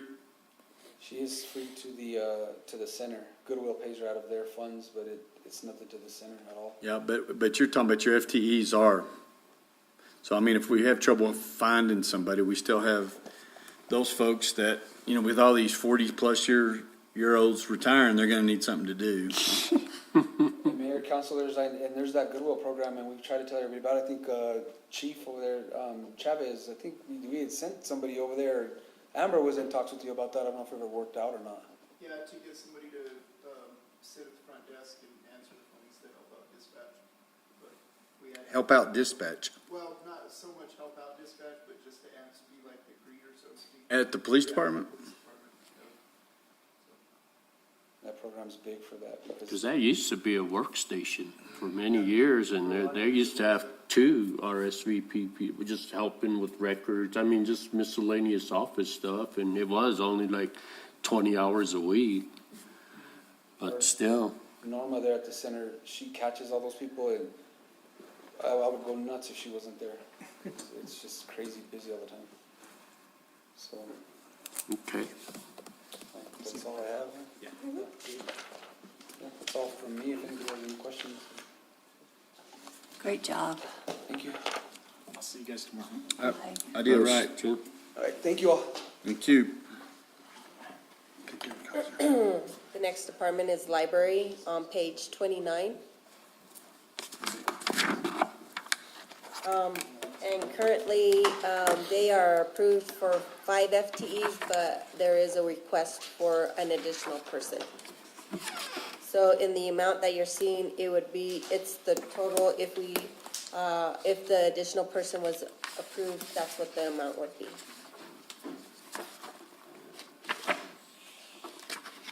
If the additional person was approved, it'd be how much where? It's in the amount that's in the personnel For section. the 232?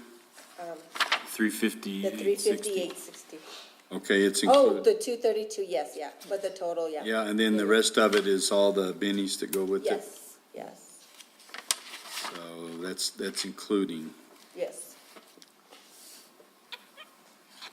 And what was this position, Denise? The position was actually, it was a library supervisor whenever I made manager.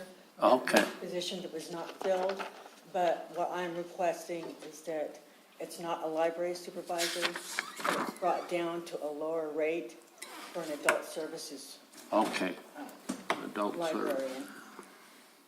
That would be a lead like the youth services librarian, but for the adult area. I see. And how many full-time employees are there? Right now, we have 5. 5. And you're asking for one more. But this includes Yes, this one. yes. The That budget figure, does. The that budget figure, includes yes, the because that's what they're requested. requesting. Yes. So what's the difference?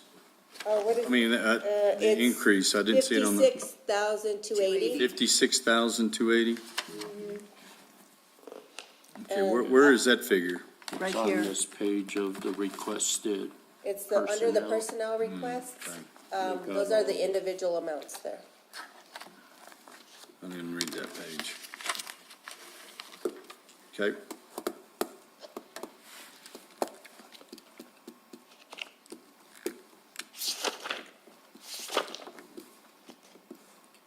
Subscription and dues, that went up. Okay, first I'd like to say is that while these look like they're going up, they're really not. What I did was I took the total amount for supplies area and I just switched them to different accounts. It's still the same amount that it's been for the last 4 years that I've been doing the budget here. And the same for the services below. It's not an actual increase, I just moved it to different accounts. So I'm not asking for more money in anything. I've just moved the money to a different account. Can we, can I look at your numbers? Because I know this here, because some of these amounts, if you look at this 80,000 here, it went up to 121. it was because of the 44,000 from the 38. Oh, okay, so for library state funding, is that for a library grant? That should be in 213? Now, yes, this should not be here, it should be Those over in two. the 213. So that should be in 213. Okay. Right. So if you can put a 0 on library state funding, line item 51100, it should be in the 213, and also on 51102. Those should be zero. Yes. So there's not, the only increase that's there is actually what was put in for utilities. Now it makes sense, because I was going, I don't know what you're talking about. I moved this to this. And it's the same for the services. There's this janitorial services, I don't know where that came from. We don't pay for any janitorial services. Okay.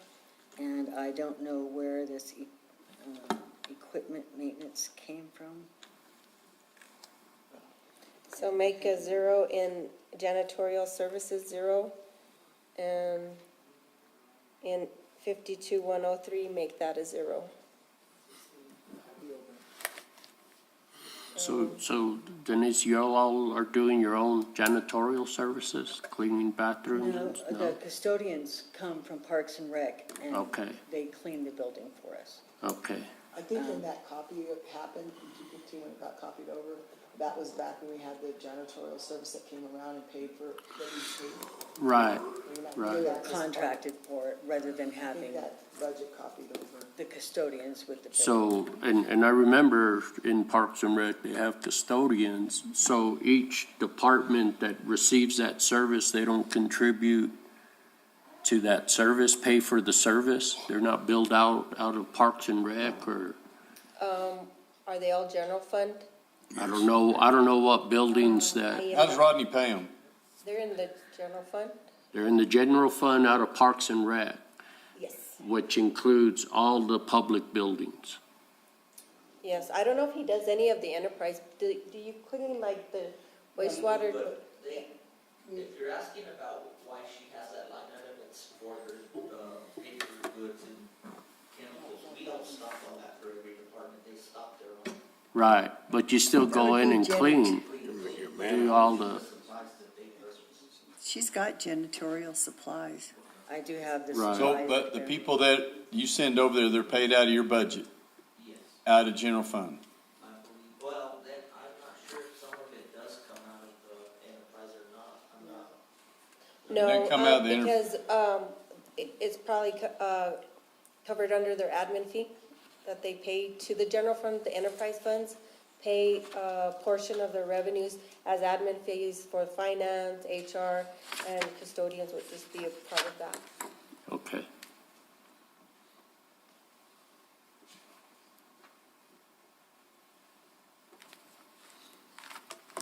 So, with the dues and subscriptions, I moved more money in there because I wanted to make everything in that account that had to do with dues and subscriptions. And so it was moved around from another account.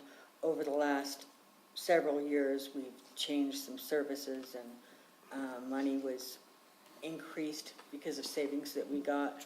And we added that mostly to the travel and schools area. Did you want me to go over every single one here? We have 800 for postage. We have 5,000 for general office supplies. We have 1,841 for janitorial supplies. The utilities increased to 44,000. It's double. And this is another one here, this contractual services. I didn't put anything in there Okay. either. All right, So that $3,000 goes? yes. And the telephone increased to 5,000. Janitorial services is zeroed. Travel and schools is at 5,000. We use this to do online classes through Info People that last usually a month or 2 months long, that are really good classes for library folks. And we also use it for traveling to the annual convention for the Mexico Library Association. And we're still checking on the phone thing, right?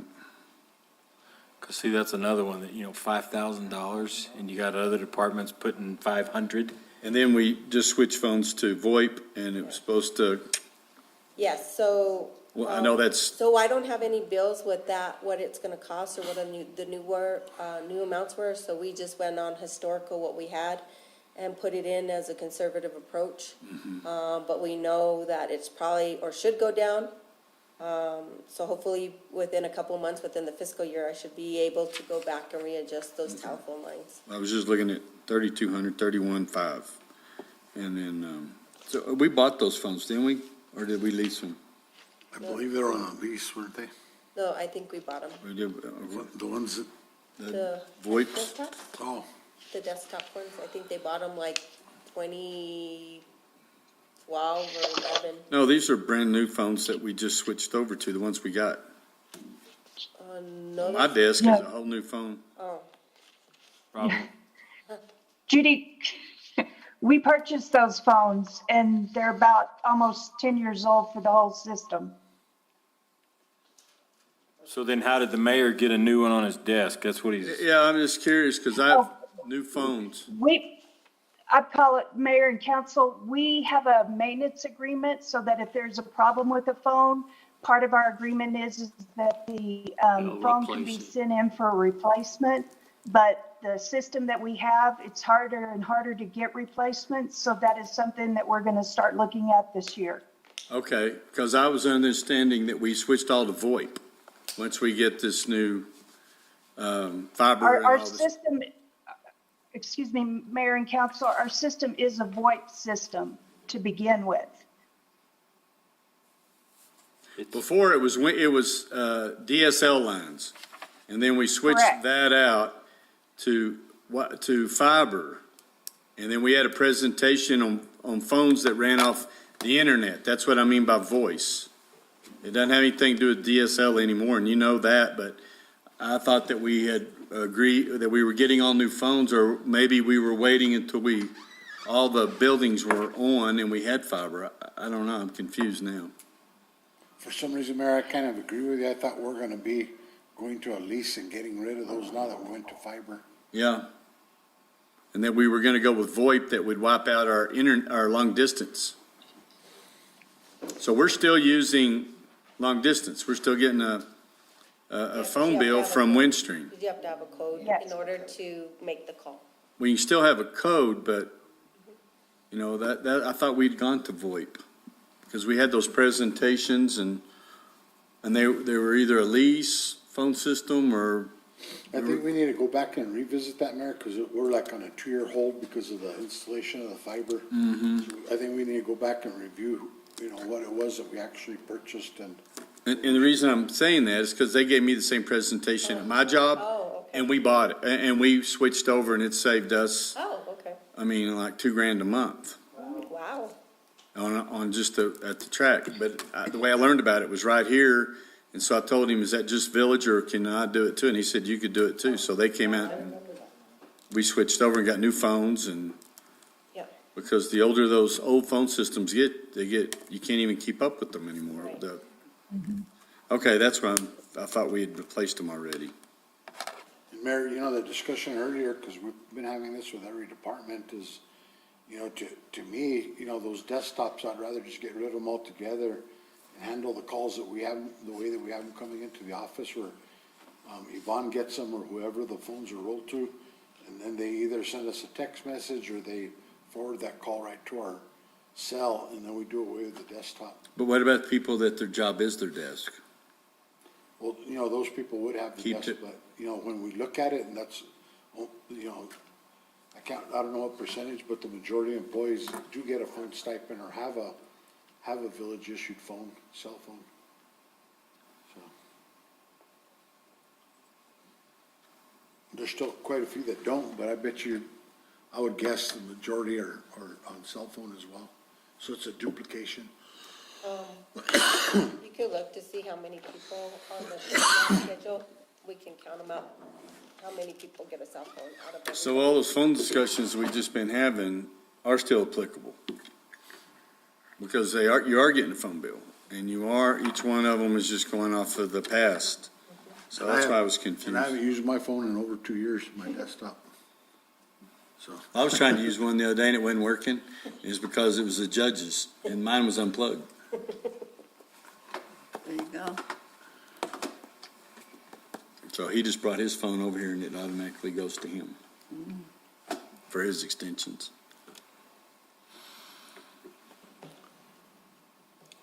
We'll evaluate that, Mayor, and come up with a resolution to Okay.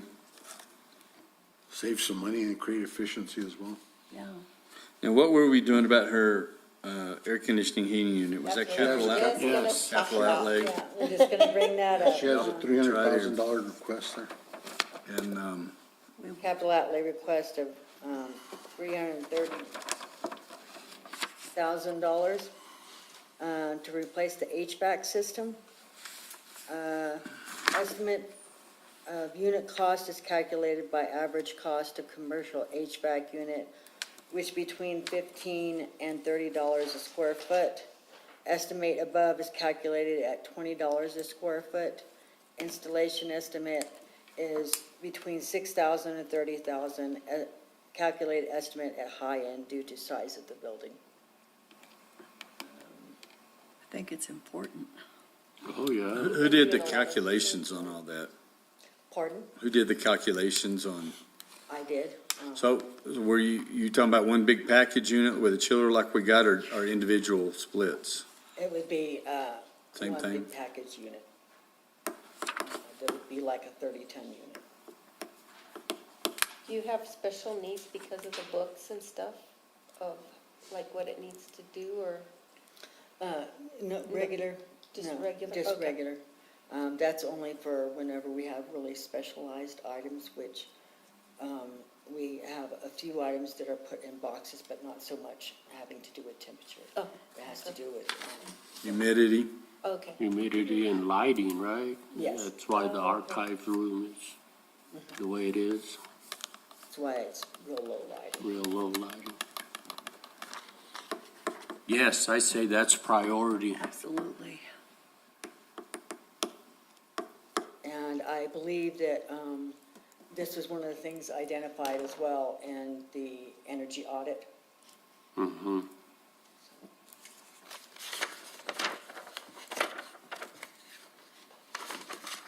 Well, Mr. Mayor, and also, didn't you have trouble with zoning of temperatures at different parts of the library as well? Yes. Part of the HVAC system is that, the temperature, thermostats.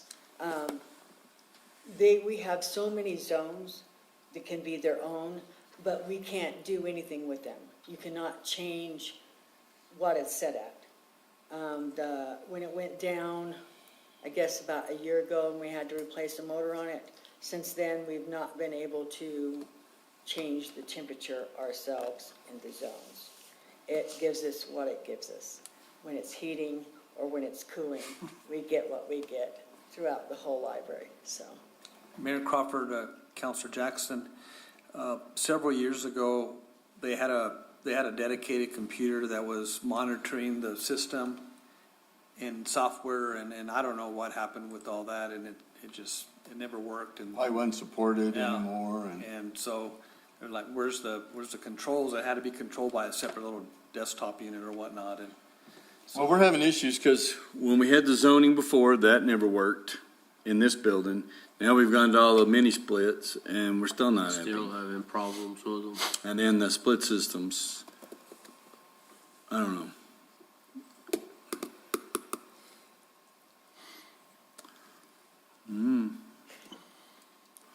Well, we need to figure it out. Maybe those window units are the best that just. I'm thinking about if we had labor force, we'd just hire them with fans or something, but Yeah.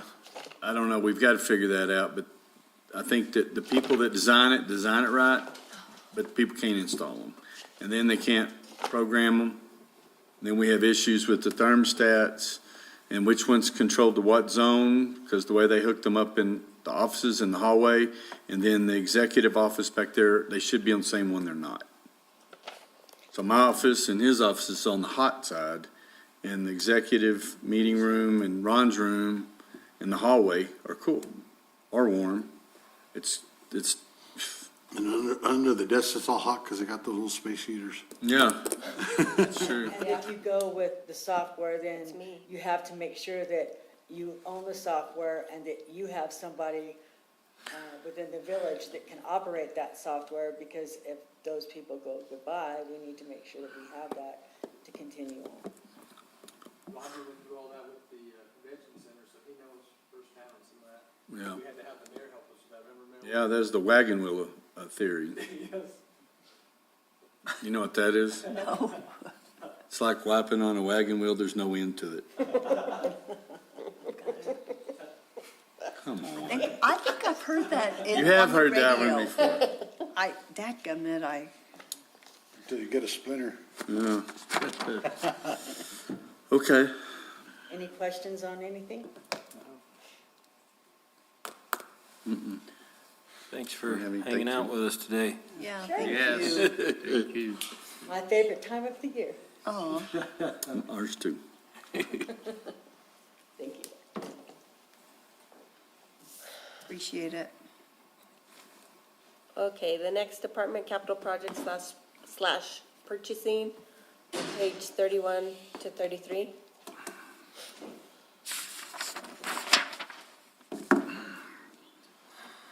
So, no, you want me to? Okay. Oh, so the current FTEs are 3, and then there's a request for 3 additional FTEs. What? We want to be the winner. What? We want to be the winner of the most, right? Holy moly. We want to be, yeah. Okay, you're talking about capital projects Yes, area. slash purchasing. You've got 3. Yeah. Who does that count? That's, Courtney, you, and then the, project manager opening that. to be named. Right. So those are the 3. And that's in the 262? I'm sorry, no. No, I'm no, not I'm in that sorry. budget. I'm Oh, you're not in that budget. No, it's the purchasing agent, Courtney, and then the project manager position. Those are the 3 that are funded under this budget. I'm still in finances. Okay, so is that, the 3 is the 262? Or is that the 6? That's the 6, yeah. So in your personnel, request, you requested, Each position would be at 56,280. And which ones are those? Project Oh, manager, project manager. contract administrator, and, admin. You're not gonna get a project manager for that, I don't think. What does a contract administrator do? Just go over all of our contracts? maintenance of the contracts. And I think the village manager kind of talked about a little bit, maybe, about that position as well in 015 at one point. We Yep. talked about doing a contract administrator. But that was my request, is to have one that maintains all the contracts and, So they don't expire and all of yes, that? all of the capital project stuff, and could take all the contracts. Just on capital projects. Yes, sir, that was the intent, but if we're gonna go that direction, they could, right now, the way we have it is we have a database, we're trying to keep track of all the agreements that are done through, purchasing and the way that tracking them, if we've done a purchase, or a small purchase agreement for service for a department or an individual, and let's say that it comes up for renewal and it's getting too close to the threshold for procurement wise, that the next time we did one, we'd go out for a formal procurement. In other words, we're tracking those to make sure that we're not getting close or exceeding the procurement limits, because all of those need to be tracked to make sure we're not, and it goes across all of departments when it comes to purchasing. When we're tracking all the purchases, let's say for instance, tires. We bought tires. We need to make sure we're not expending, exceeding the procurement limits to make sure we shouldn't be going out for a formal procurement for things. Oh, But the contracts, yeah. Just, when we're going through and getting a contract put together for a project, let's say, we want to make sure we're incorporating all the right information in these things, and we have templates for them. But when we make certain changes to contracts, or when there's questions on what, for instance, we'll have a project manager out on the field and they say, well, was that included in the contract? So we need somebody that's constantly involved with capital projects, that are looking at what's being done and what is being tracked, and making sure that whatever the contract is being followed correctly. I get what you're saying and stuff, but what I'll say that's the department director's responsibility, or the department managers, because they're the ones that always have to request for the contract, get the contract, and it's their responsibility if it's coming up for renewal, is to get the paperwork to the clerk to get to us. Yes, sir. And that's where I see as far as, the processing of contracts. But now as we're looking at these major new projects going in, depending how big or extent the contract is, like the courthouse or a new police station or what have you, I could see where a contract administrator, I kind of see it more as a, what do you call it, a QA, quality assurance guy or something like that, to make sure everything's followed on the contract.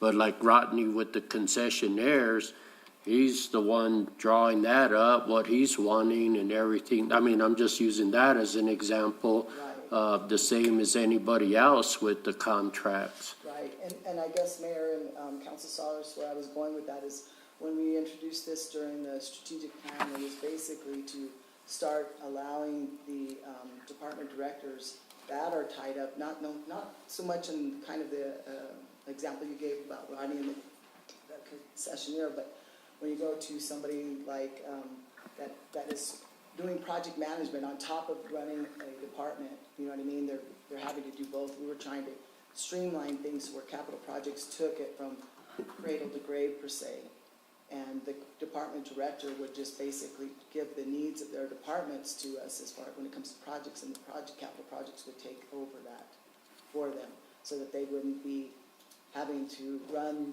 a department in their day-to-day operations and having to keep track of contracts and having to keep track of a project and having to do inspections and stuff. Right. That's kind of the concept, the big picture that I was kind of thinking we could eventually get to. I'm not saying it could happen overnight or all at once, but that was kind of the concept that I was thinking. So that's why in this personnel request, we did another project manager, a contract administrator, and then an admin assistant. And one of those was, back the admin assistant would be like the assistant purchasing agent was, kind of in that respect, where they would support not only purchasing but as capital projects as well. And finance as well. I think we need to seem like a job description of everything lined out in that department. That's what I would want to see. Okay. So that, because I can see where project managers should know a lot of that until the project's completed, ongoing contracts, maintenance, things like that. I can see like on the courthouse or whatever, but, and then the administrative assistant. Mayor, if I may, these requests, Sharon, I had already talked to Judy earlier today about it. Right now, we don't even have the office space to put these people. Well, that's one thing I was figuring out. Where would they even be? Yeah, and so, with that, and then with vacant positions, I think we need to defer those discussions until mid-year and see where we are with relocating forestry and. So you're going to relocate forestry? Yes, and, that may free up some space. But in addition to that, Myrna just transitioned. She's taking on additional duties. Right now, we had one of our people up front that was part of community development. The admin aide is gone. We've reposted that position. But that position, and as we looked at that customer service area, they were supposed to be multitasking to help alleviate some of that admin work. So, and, Samantha and some of the other departments have talked about the software that they're purchasing to create that efficiency. I think we need to work through those processes first before we consider adding any additional personnel. I mean, that's the easy answer right there. But just to see, I know that you have a lot you're working on. And Mayor, just in addition to that, when we look at the capital projects, we're busting. And, but in regards to that, and it's even like what, I hate to bring it up this way, but the health stuff that I've been dealing with, and this, I think I'm just a reflection of the rest of the staff. We need to calm down a little bit. Let our logistical support catch up with us, if you would. Not to say to stop what we're doing, we're accomplishing a lot. But, as Ron and I went out on Tuesday, we went around and we could have rode around for a whole week and, not visited all the projects and everything that's happening and being totally aware. So, in regards to that, I think we just need to slow down a bit, get a lot of the stuff complete and out of the way that we're currently working on. I agree. Give our logistics. Well, what does that actually look like? Because we've been talking about this for years. How do you slow down something that's in process? And by in process, I mean, it's already got money coming to it. We're already working on it. We've already got things that we're needing to get, like with the recovery funds and. Complete some things, get them off the table. And I mean, but we're doing that as fast as we can do it. Yeah, and that's what I'm saying is, I think we need to continue taking it on and building.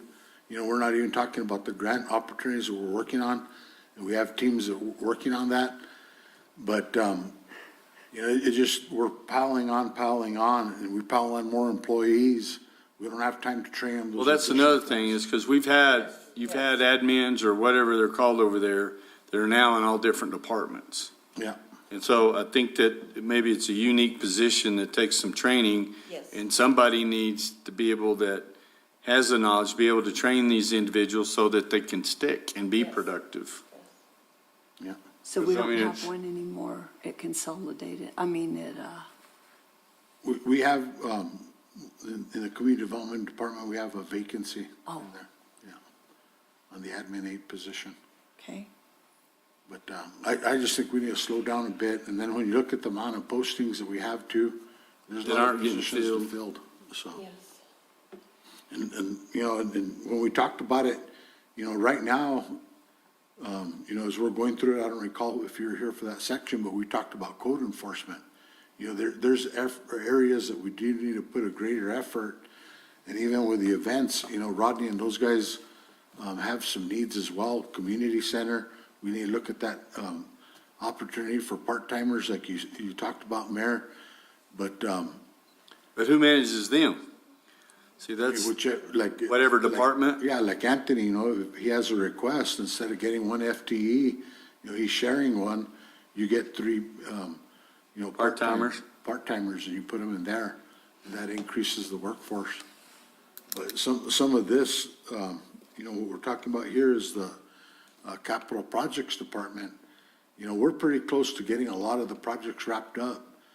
But, right now, when we're functioning at 100%, you bring in 3 more people that have to be trained for the next 6 months. They're going to have to function at 150% to get these people training up to speed. Right. So I think we just need to slow down, knock off this Cutler project, the Horton complex, the first Center phase, Street. Wingfield, Center Street, Wingfield House, Wingfield Town and House. Country, all these things are that close.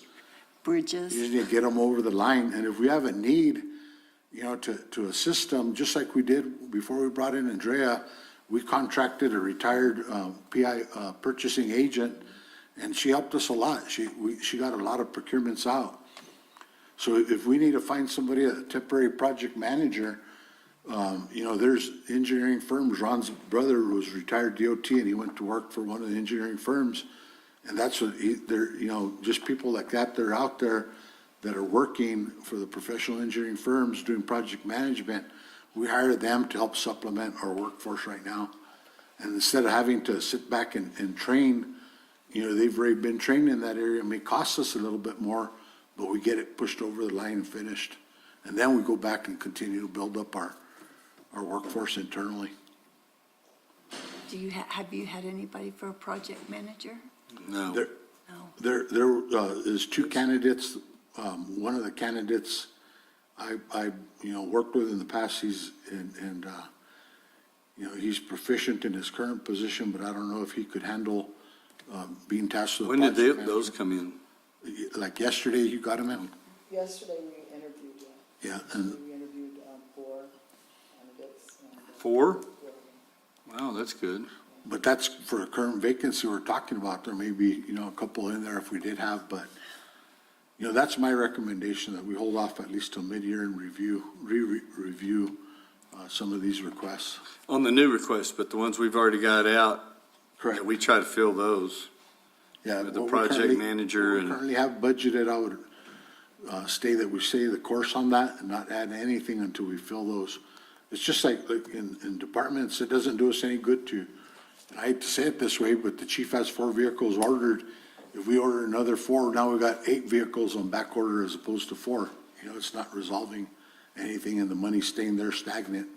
So, and I'm not saying that, that's not my recommendation to fund that. I'm just saying that if you add 10 more FTEs and we have 10 vacancies that we can't fill, then we got 20 vacancies we can't fill and we're not going anywhere.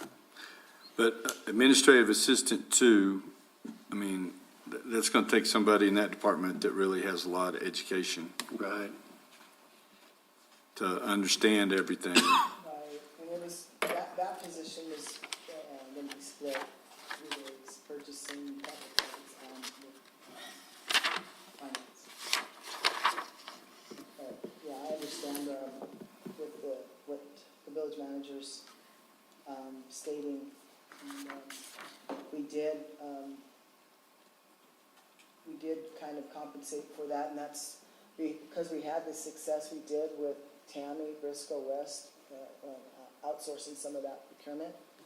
I think we did hire somebody that has knowledge and stuff, and I think she's already starting to be a big help. So we could do that route, and I've been looking for outsourcing some stuff, and I think, like the manager said, we just find somebody that has that experience with an engineering firm that can help us. And pay more I know that's. until we get the right one. Marion, it may pay more, but at the end of the day, I think it'll make. No, I understand 100%. Yeah. You And don't then have another option. it doesn't become some of these projects, they may not be, the level that we're currently pushing out, that dollar amount, that may not be reoccurring. It may not be a reoccurring expenditure, or optimal level may be at, 30 projects. Right now, we're at 80. You know what I mean? And so just dependent on that. So if we take on permanent positions and then later on, we do come down on how many projects we have going on, then it's not sustainable. We have to transfer them someplace else. Right. So for right now, can we just say that for this Department 132, we'll put these on hold till the mid-year? That's my recommendation, John. Okay. But the other ones we could still discuss, right? Or are you wanting all of these positions? Just right now, in those positions, that's my recommendation for those 3. The community tech position that Anthony was talking about, I think we need to look at that approach that the mayor suggested and has been talking about of, looking at some part-time position that may want to return and help in those capacities. Sure. And it's just like, when we're talking about capital projects as well, in our current org chart, when you look at that, Courtney was actually supposed to be helping in the clerk's office as well. And just because of, the way that people have gone and the need in the department, she's stayed in there. But, we've managed, we don't need extra help in the clerk's office or whatnot. I think we're still doing good.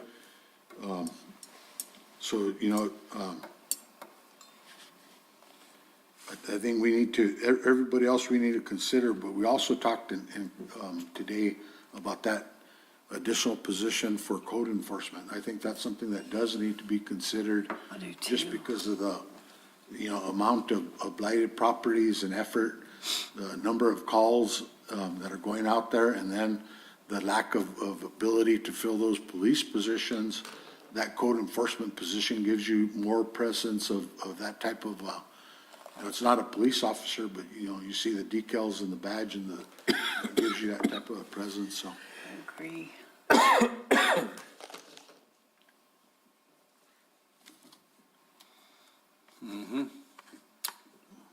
Okay. So. Sorry if I'm rambling. No, I understand that. That makes sense. we just moved everybody in those offices and then you're full. And then I know we gotta get project manager in there to continue on. And then the other, so you're asking for 3 additional on top of that. I mean, I don't know where they'd be, but I think it's more specialized than bringing somebody in and them answering the phone and doing a few things. It's gonna take somebody with some snap that's gonna have to be trained. But I like the idea of, you know, if we could outsource some of it and then get some of these things completed. Center Street will be done. The Gavilan Canyon will be done, probably. And all that'll be done. Then we'll just be back to our sewer and project. Bridges. Well, Mayor, you know, even with that, you know, the sewer, with this strategy that we're looking at, I think we're gonna be able to, you know, close that project out within a very short period of time. And I don't think we're gonna accomplish the whole 43 million that's currently outstanding, but breaking it down, we can accomplish that 17, complete our obligations with FEMA, and then look at other type of opportunities to, I agree. you know, fund the other outstanding portion of it, the 26 million or whatever that comes out to. But, you know, there's just a lot that we got going on right now. I think we just need to get some stuff completed and moved off the table. The housing projects, I showed you the diagrams of that. Yep. And, you know, I think that those are some great options to look at. And like this, if we can bring in a developer that's gonna take that project on, then we just manage the financial partner part of it, kind of like how we are with the court system, the magistrate court. And it's more of an owner type of contribution that we're giving, and they're handling all the development of it itself.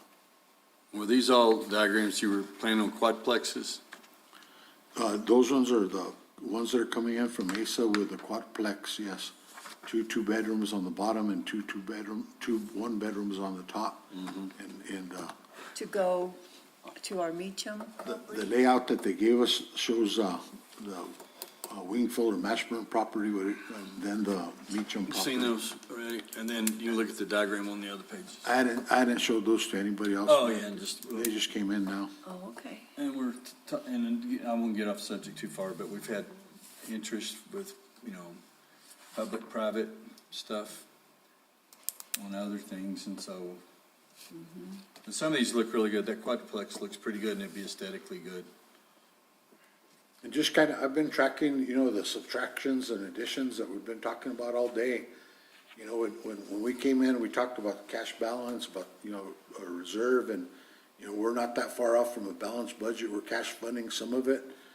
But with a few cuts, we can be right there, and that cash balance that we're looking at, we're gonna have to do some one-time fundings of projects. And that's, you know, to me, that's the best way to approach it, than having to try to build the money up. You know, we just put some of this general fund dollar, match it and fill it, and if the state owes us 3 million, then we just hit them back up for that, you know, but. No, I think we need to finish those, but we still got that eye on the, Blue Cross Blue Shield and. Broadband and all that other. And then we also have the projects that will come out of the July 6th, that application, all those PWs that will come out of that. And then whatever comes out of this disaster as well. Mayor, just Judy, Karen, real quick with that, you know, so I'm trying to understand that, okay, so the July 6th, you know, you're talking about the damage for the rain event. And then, this one for the fire, you know, other than the current projects we have ongoing, we're gonna have some hazard mitigation, you know, but the majority of that's gonna be on forest land. So we really shouldn't have many projects, coming to us out of this current event. No. Clean up stuff, yeah. But what about And a little bit of erosion or water runoff. maybe coming down from McBride to the middle school? Is that gonna be us? That's on private property, and, you know, it's gonna, so when you start to look at it, you got the Forest Service, state land, the schools, and then those private property owners. And then us with, you know, part of Moon Mountain is ours, and then Yes. most of it's, state land lease. Okay. School trust. Yes, sir. It all runs downhill. It does all run Bottom downhill. of the hills where we own. The creek? Well, the bottleneck's the one I'm afraid with at the ball field. And then we have the watershed entrance. Exactly. It's there on the, Yeah. that area. But, sorry to distract, Mayor, but, I think we start off with the personnel, and I'm just saying that I think we need to get a lot of stuff complete. Yep. Okay. All right, let's party on. So will you back out the 3 extra positions on here? And then with that, there'll be more, costs cut out because some of these costs were. We're tied into the positions? I think there was 3 more. Okay. Mayor, and then, Mayor Pro Tem councilors, I've been keeping track all day of different additions, subtractions that I would recommend. But, and not to, throw any one department, under the bus or bring light to it or whatever, but as I was looking at, like we're going over the library, they're saying, we cut costs here, but we put back in over here to cover it and kind of balance it or whatnot. But when you look back at the historical, the highest was 382,000, and then it's being proposed at 856. That's 500,000, and then you put the HVAC system on it and take that out, so you're at 200,000 more than any of the high years that's being proposed. So where did that 200,000 increase come from, like all of a sudden like that?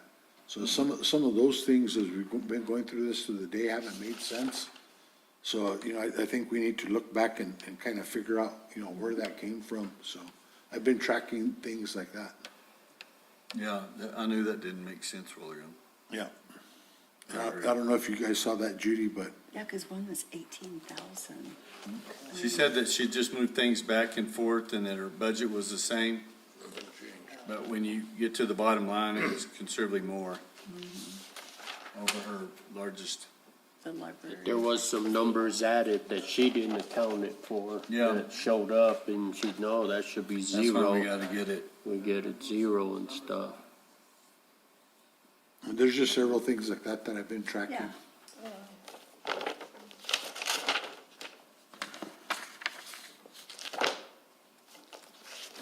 But yeah, I think at the end of the day, we'll be pretty close to where we need to be. We'll be comfortable. And remember, on the revenue side, we've been pretty, conservative. When you look at the total on the revenue side, with all fees, everything inclusive that Judy has proposed, we're just under 17 million. If you look just at the gross receipts tax that's came in this year, we're gonna hit 17 million. Right. So, very conservative approach, that Judy's taken, so. So basically what you're saying, all of the budget requests, the different things that we're looking at, we'll be able to fund them. Yes. When we start talking about FTEs and all that, that's all Yeah. recurring stuff that we gotta, Sure. that's with all the raises and all the increases that Yes. we've done, and now you're talking about insurance and I know. And retirement. and the jumped para up, going and that's- up and, Yeah, that's big. yeah, I don't think we're gonna be very far from a balanced budget, even with the increases that we have to look at, and we're gonna still have a very healthy cash reserve.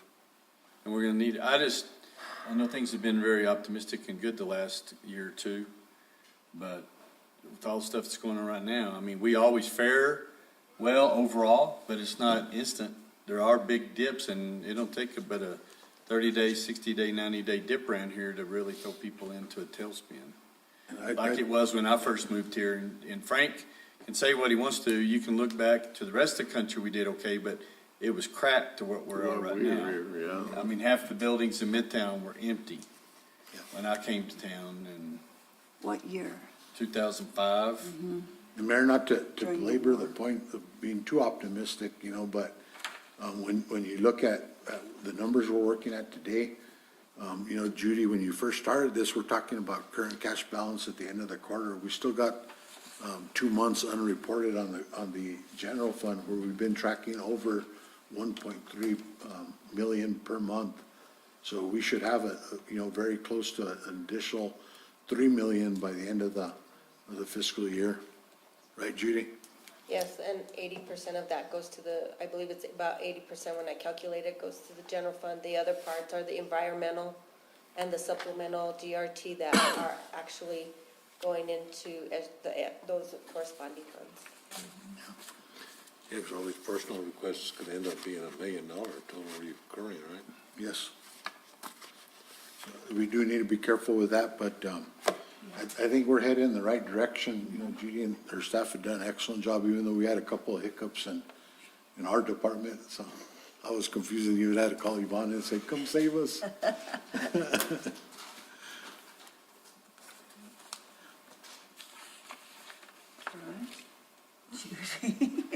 So we're back to you guys. Right. Any questions? Sorry to distract. That's okay. No, I appreciate it. I appreciate the clarifications. So what's next? IT, the it girl. So in this department, it's 1 FTE. And then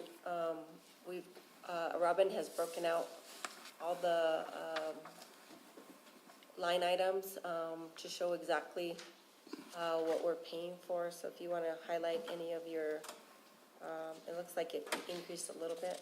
So if you wanna, One of our increases is for the, last year we budgeted $200,000 for the fiber for Windstream, which is the main portion. We also do TDS, and I upped this to 220, and we'll see next month probably our first real bill under our new fiber system.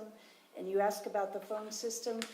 At the time of everything with the proposal, we chose not to go with Windstream's phone system so that we didn't get locked in with the phone system at the time, because we didn't know what the time frame was going to be with their phone system, which probably at that point in time was a good idea, because we're 2 years out. But you're talking about a DSL phone system, just an old one, not up VoIP. So phone systems are the voice over IP phone system, as long as you're connected to fiber or DSL, the system, you can plug in a VoIP phone system to work with that backbone. But nobody's going to put a VoIP on DSL. The internet is not quality. You can't get enough information. That's why they all go with fiber. That was the presentation we saw. And that's So the phone system that was purchased for us So we voted to 10 keep what we years ago. had. Right, and ours is actually technically can be a VoIP over internet system, and that's what we're using currently. Okay. It's an older system, and we're looking at, it's at its end of life cycle, so we're going to analyze this year how well it's working, but getting the replacement for it, even though we're on a maintenance with it, is becoming more difficult. And so, but they are still being able to provide us and send us replacement phones under our current maintenance system. The biggest problem we had is when we first had it, is that no one knew that if we sent the phones in, we could get them replaced, so quite a few of them disappeared because, oh, it doesn't work, and they threw them away. Once we learned that, we've been able to get people to send them in to us, and we send them in. They send us a new one, or at least a refurbished one is what is happening, and we get a new one that is in working order at no cost to us, or whatever our maintenance plan is. Now it's time to analyze it so that we can get a whole lot of different features that we currently do not have. One of our biggest limitations is if you have an extension and you want to transfer it to your cell phone, unless you have a current local phone number, you can't do it. So we have a lot of people, such as yourself, who have what's not a local exchange phone number, and if we wanted to transfer it to your cell phone, we couldn't do it automatically. A lot of software out there will allow you to do such a thing. Technically, you could almost eliminate the phones with some software and just use your computer. I mean, there's so many different avenues out there that we need to be able to take the time to look at it. And you know, while we lost power during the fire, the actual fiber that we had did not go down. The city of Ruidoso Downs had the same fiber, and they didn't go down. Right. And so there were a lot of things that got tested, and I won't go into all the details. The copper lines around town, there were issues with a lot of copper lines for individuals around town during the fiber. There were not with people who had the new fiber from Windstream, which, and we're on the backup systems. We have backup built into ours, which we will be, that will be activated and installed starting Monday of next week. But time out, so without power, how good, what is fiber good? You have to have a backup generator, or you have to have a battery backup, or? There's backup generators. We ended up in the perfect storm. We're not supposed to have both of our servers at one location, and our system is designed to have it at the dispatch at the new location, which we're waiting for it to be built. I'm going to talk with them in the next couple of weeks to possibly move our secondary backup server to the fire department, because if we stay at this situation all summer long, we could run into this again. So there's other parts in play that we have to work on to make it all work, but I'm going to suggest that we potentially move it to the fire station, especially since that's our EOC, so that we don't run into this again. And until we can get that other server over at the... And there's a generator at the fire department? Yes. Yes, and then that would solve the problem of what occurred here. We really, literally ran into the perfect storm. Yep, we did. And there wasn't anything, you know, I was here till 11:30 that night trying to get the phones up and everything else, and on the phone with them. And I mean, we worked and we tried everything we could. But I think there's ways to fix it, and we're going to explore those avenues until we get the dispatch center up and operating. And back at it at 4 a.m. Yeah. And so, I mean, we worked doing everything we could, learned a lot of things, and, you know, for the most part, you know, we've got a lot of things going on in here. This department basically supports all the other departments, and so I even have training in here, which is New Mexico Edge Classes, which is an online class.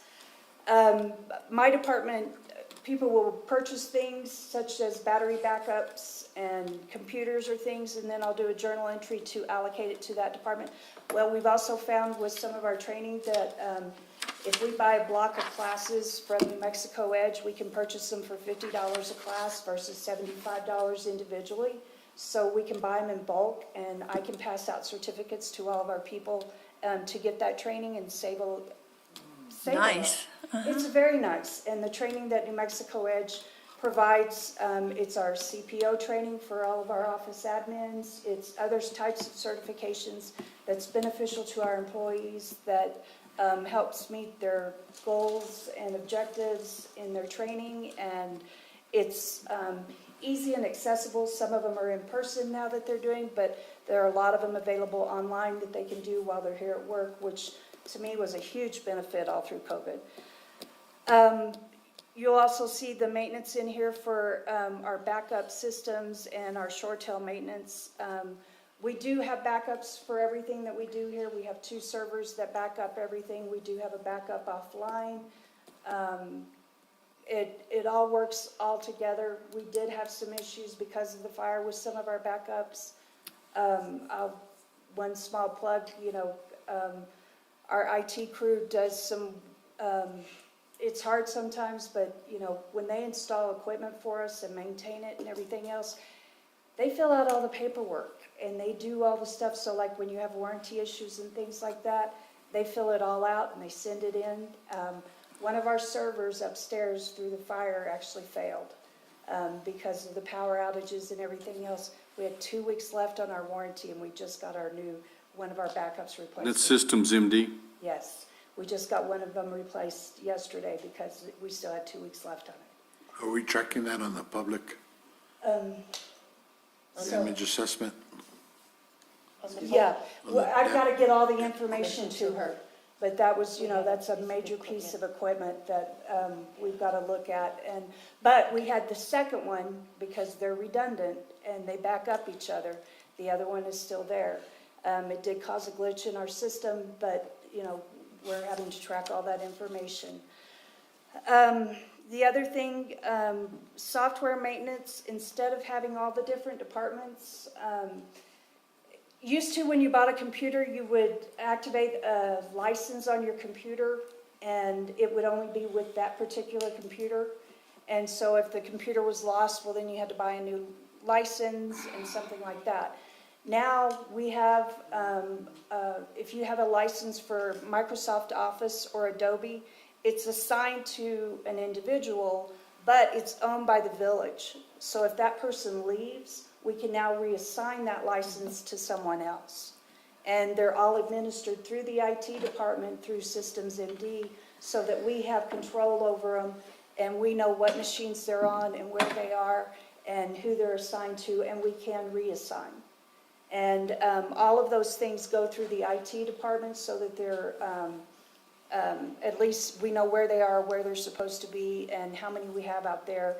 And like we have Adobe, we have 365. We also do our main software that people use for our accounting, for our utility payments and all that is all maintained through the IT department. We also, the Esri software, which is our GIS software, that is used between planning and zoning and through RJU, comes out of the IT department. And so we pay for the base of that. And Eric Boyd is in charge of making sure we have the correct software for that and what license we have. But Excuse me 1 second, Robin. Mayor, is it okay if Ron, myself, and Karen step away for a minute? She has a call coming in that we need to be involved with. Sure. Sorry, Robin. No, you're fine. And then, but, any other software I've tried to put in we've got some other projects that we're kind of looking at for management software. We have so much going on besides the project manager that we have in capital projects. If we have some software management software that they're looking at that a few other people can use that relate to their departments that we want to try and maybe use out of the initial setup software that capital projects has to help maintain it. I put money in IT department for that as well.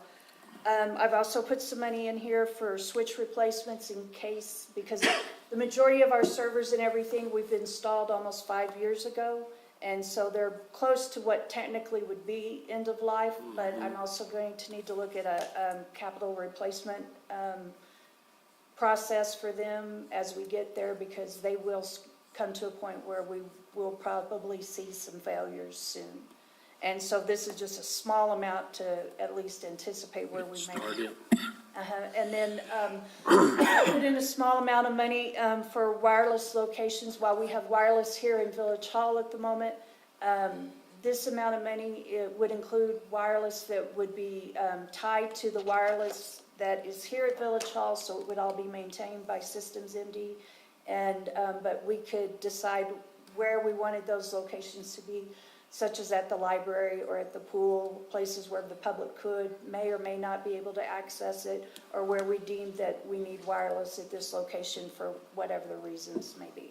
All I know is the swimming pool needs to take debit and credit cards.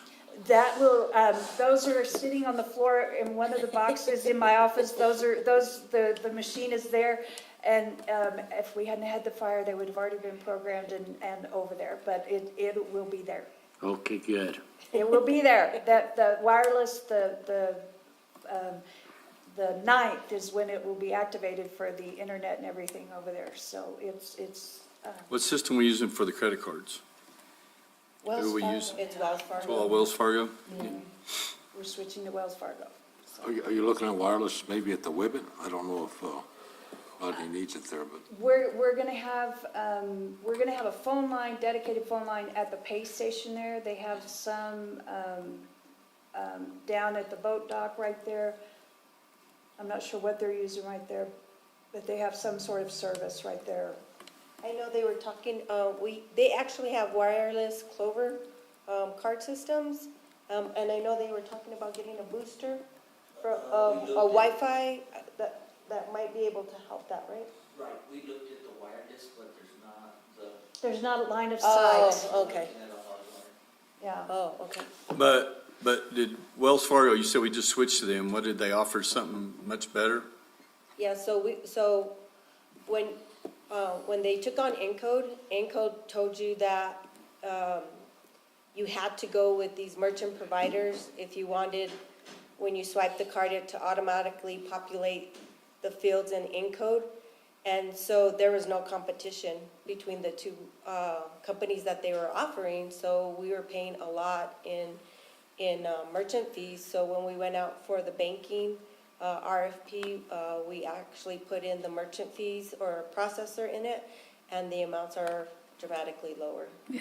Well, and that's who owns all those, now is the credit card companies, the processing companies have bought all the software companies or controlling shares. And Yeah. so if you go with this, you have to go with me. Yeah. Yeah. So now, the only thing is that now, when they swipe a card, they actually have to enter it into the system that it's from account number, blah, blah, blah, and the amount that they paid on a credit card. That's the only downfall. It doesn't pre-populate it for them, they just actually have to enter it by hand. And it's not that hard, because when they take it on a utility system, they just have to pop in the utility account number. The same way they would if it were a check. If it was a check, yeah. So what are they using at the concession stands at the, if Rodney's needing something out there, so what are the concession stand people using? At the Whibbit? Mm-hmm. I Or don't at know the what boat he- rentals? That's his own system. Yeah, I know, but I was just wondering what he was using and why we're not, is he using something like Square that charges you outrageous fees, or? Know what he's, I have no clue. Rodney. I know, for the Cinco de Mayo event, Tim Roberts and Sydney looked at, Eventbrite, and it couldn't handle what they needed, so they're actually gonna buy, something that works with Clover, and that's what they're gonna use. They're gonna buy the equipment off of Amazon, and then just deposit it into the account that we already have, so. Rodney, on the concession stands out at Grindstone and whatnot, what system does they use out there? Are they using their cell phone and Square or what? So that they can take credit card payments or? For the concession, not our operation, Mm-hmm. they're using a Square, not like on the cell phone, but like the. They have a little yeah. Because that's pretty expensive, the transactions on that. So at the convention center, what are we using now? We're going to purchase a what? We have two, she called them Clovers. Uh-huh. Like the handheld units, and then we're getting, an additional, POS with the. Tied to a cash drawer, attached to it. tied to a cash drawer. I'm not sure the name. Because those are relatively getting pretty inexpensive. That's what, Tim Roberts said, it's gonna be. Because, I mean, I just switched to Toast, and I used to buy all the equipment. Now I lease it for less than what I was paying just for the support that I was having to pay on the others. And it's all new equipment, but it takes your credit card, but tying it into your existing processor is the issue, okay? I just want to make sure that we're consistent. Do we have anything that we use at the basketball courts and all that stuff, baseball fields that we would need? No, Just that one? all of our, registration is done through the software we have, the Civic Rec. And then those Clover systems that she's talking about, they're mobile, so we could use them anywhere. So And they'll tie into the Clover system? we'll use them at the convention center, we can use them if we're doing on-site registration, we can use them at the water park. So it'll tie straight into his, merchant account that's designated as Parks and Rec, so he can use them at any And Parks they're and Rec. new? Yes, they're handheld, and in fact, I just Sydney. want to make sure they're, because they've changed that up to now then, whoever takes that credit card number, you're responsible for that number, so it needs to be totally encrypted and Yes. dumped. Yeah, they're brand new. So it doesn't They're only restore. about, 6 or 8 months old. Okay. We just need to make sure that they don't store, Right. Yep. because that's what I found out. Some of the ones I had, they still stored. And they're not supposed to store it. So if you trade in that little iPad or that whatever, and somebody gets that number off of it and they Oh, I trace got it, yeah, it's supposed to take it, encrypt it, and dump it. So, or not hang on to it, I should say. Right. So, anyway, yeah, so we're looking at all the different stuff we can with all the phone systems, and Windstream has turned us over to a new group, Kinetic, and we'll meet with our new representative, Mike, I can't remember his last name, sometime next week, next Friday, I believe, to start the initial part of going over all of our phone bills, because I think 10 years ago when they consolidated and put us on the new DSL, they never went back and looked over all of our old phone lines, and so I think we probably got phone lines we've been paying for years that are probably no longer used or needed, and we need to get quite a few turned off and consolidated. Is that the Windstream Vero? What do we call it? So, when they responded to the broadband, it's Valor. Valor. Valor, DBA, Windstream. So that's who the new group And so we're is? getting confused between Kinetic, Valor. Yeah. They're Different giving- divisions? Yeah, everybody has a different name for whatever we're doing, and, but anyway, we're going to try and analyze and get everybody consolidated down so we can get our phone bill down as much as we can, but keep every line we need to have, be able to have, the fax lines that we need, be able to have the, lines we need for alarm systems, be able to have the lines that we need for whatever Alarm's a big purpose. deal. A lot of those still DSL. Right, It's gotta be hardwired. right. So we still use fax? We don't scan and send? We use scan and send a whole lot, and one of the features, hopefully with the fiber, is we'll be able to use scan, faxing from desktop, is what I'm hoping we'll be able to get, working correctly once everything is all said and done, because that should be a feature we'd be able to have. It's like, you should be able to scan straight to someone's desktop if we get everything configured and set up correctly. That's really nice. I Yeah, had it it at the works. bank. Yeah, That was and- excellent. Yes, and so you should be able, can you receive a fax? Yes, and it should be able to come right to your I desk. mean, I can't remember last time I received a fax. I usually just send it in an email and I save it and open it. Right, well, and the court, amazingly enough, gets faxes all the time, and Well, we have to because, make sure we have you got looked at line. the way the courts operate? Yeah. I mean, they're like in the dark ages, you know?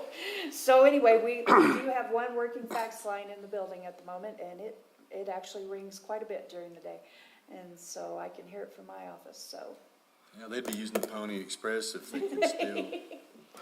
It's crazy over there. So, overall, while there is an increase in the overall budget from last year, it's mainly to accommodate a few of the things that I anticipate seeing occurring this year, but, that's basically it.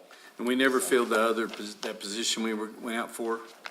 No, we did not. So what's on with that? Are we just forgetting about We're that? forgetting about that at the moment. We're not asking for anything else at this time. So what You're is, gonna need something. We may, but I think at this point in time, it's, we might consider that at mid-year if we need to get there, but right now, it's pulling all our ducks in a row and, You still have a duck that can get under tables, desks?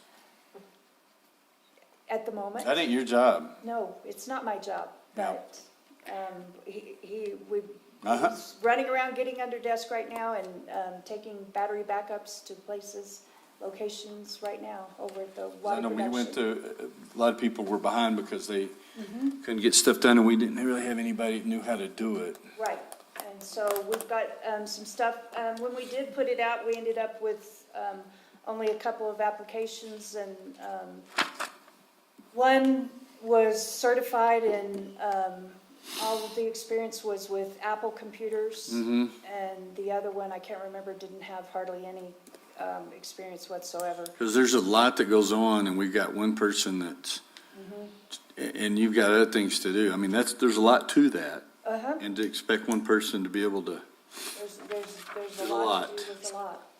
so this full-time salary is only one person? one person. That's, And how many times do I have No, to call them to say that's- my email ain't working and they have to talk to me for Yeah. 30 minutes, you know, to figure mine out. No, yeah. Again, historically, I seem to remember we had, we shifted from IT in-house to Systems MD. I thought that's what they were gonna do. They still They do. do a whole lot. They still do a whole lot. I mean, I think it's great, but And we have one having person- somebody here. But we tried to have somebody here at one time, and the reason we went Systems MD, because we couldn't afford that. No, now what I'm talking about is not that in-depth knowledge. I'm talking about people to program Yeah. computers, hook them up, get the new Right. ones working. When your laptop quits, this person comes in, gets you a new one, gets all your emails and stuff put on there for you. Got it. That's the person we're looking for, that when they need to plug and play something, they can get underneath there and plug it and chase the lines out and just do a little troubleshooting. And then when it gets past their knowledge, then we ship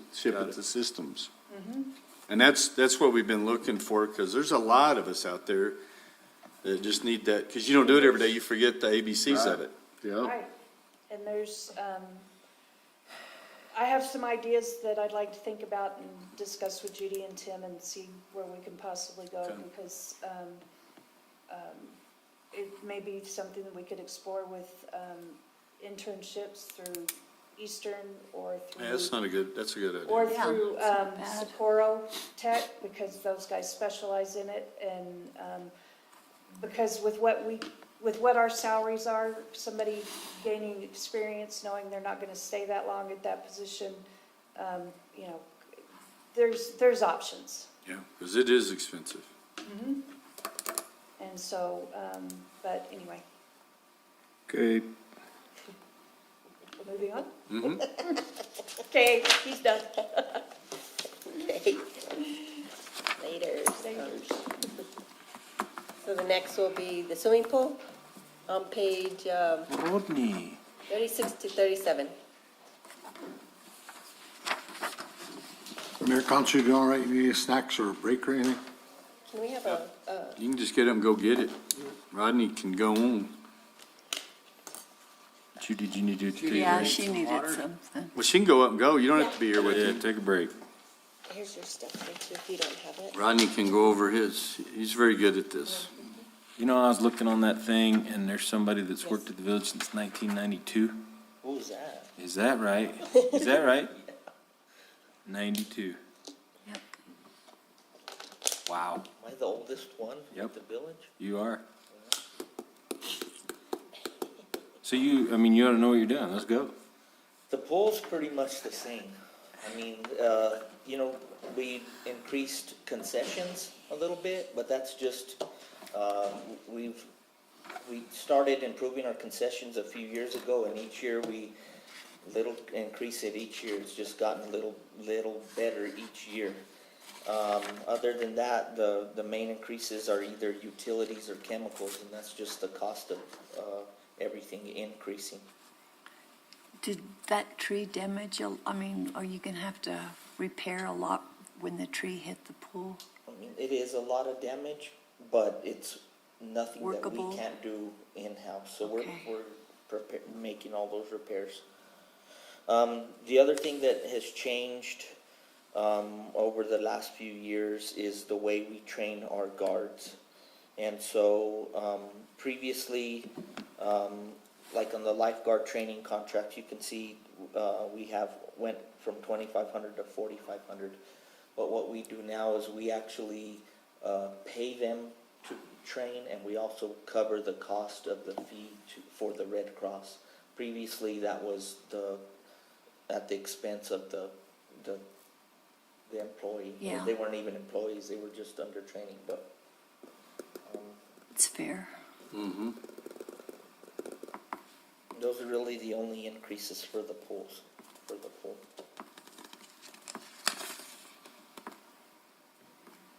And the gel coat's done?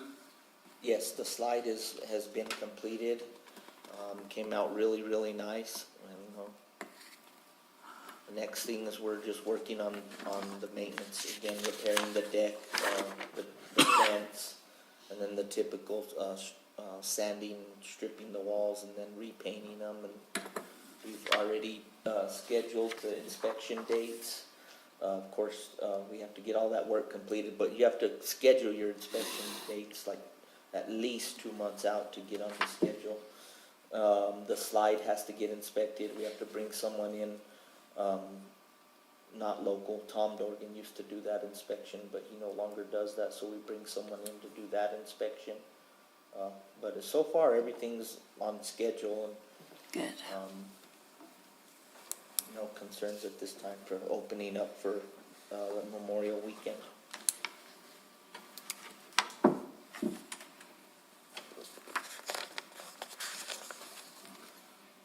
Parks and Rec? Let's see.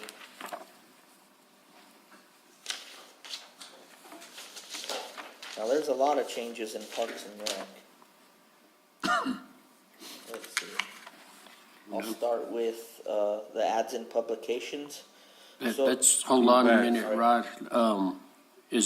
And I guess Judy would have to answer this, on your full-time salaries, I'm assuming it's taken in the amount for the new requested personnel, the rec leader, custodian, and park maintenance. If Because, that's I the mean, way that- all the others have been addressed, I would agree. So that's already included in there.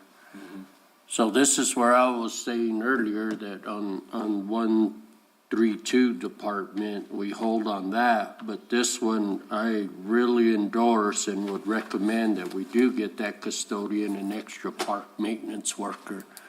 We added more grounds with the country club and Sutterth property. I don't know what agreements we're gonna make on maintaining the 400 Meacham. I mean, if we're putting those houses in, I'm sure we're gonna have to maintain the grounds. Yep.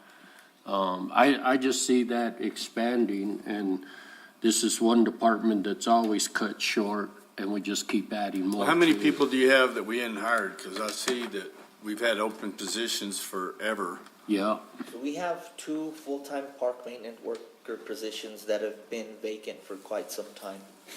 We've had not very good luck. We've had a couple of people apply, one even.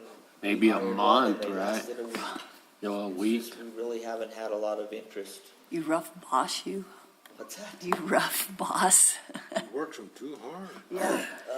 I don't know, I really don't know. I mean, well, it's probably the same as everyone else. Yeah. People are having a hard time filling the positions. Yeah. I mean, we're managing, but we have a lot of increases in our budget based around events, and a lot of our staff, I mean, they're not only maintenance workers, but they're special event staff, and just about every weekend through the summer, they're working softball tournaments and,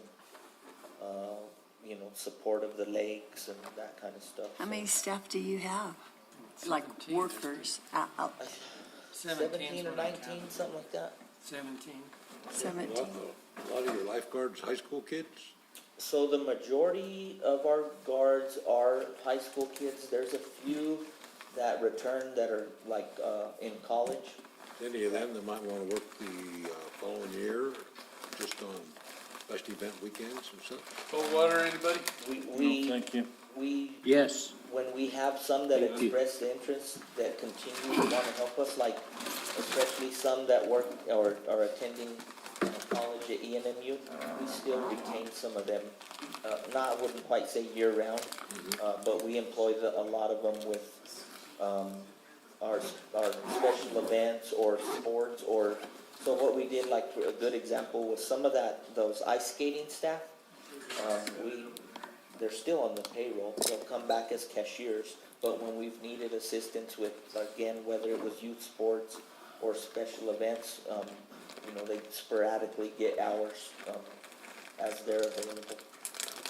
And I think we may recruit one of those persons that's at ENMU for a full-time rec leader position that's available. Hoping that we can get them to fill that job.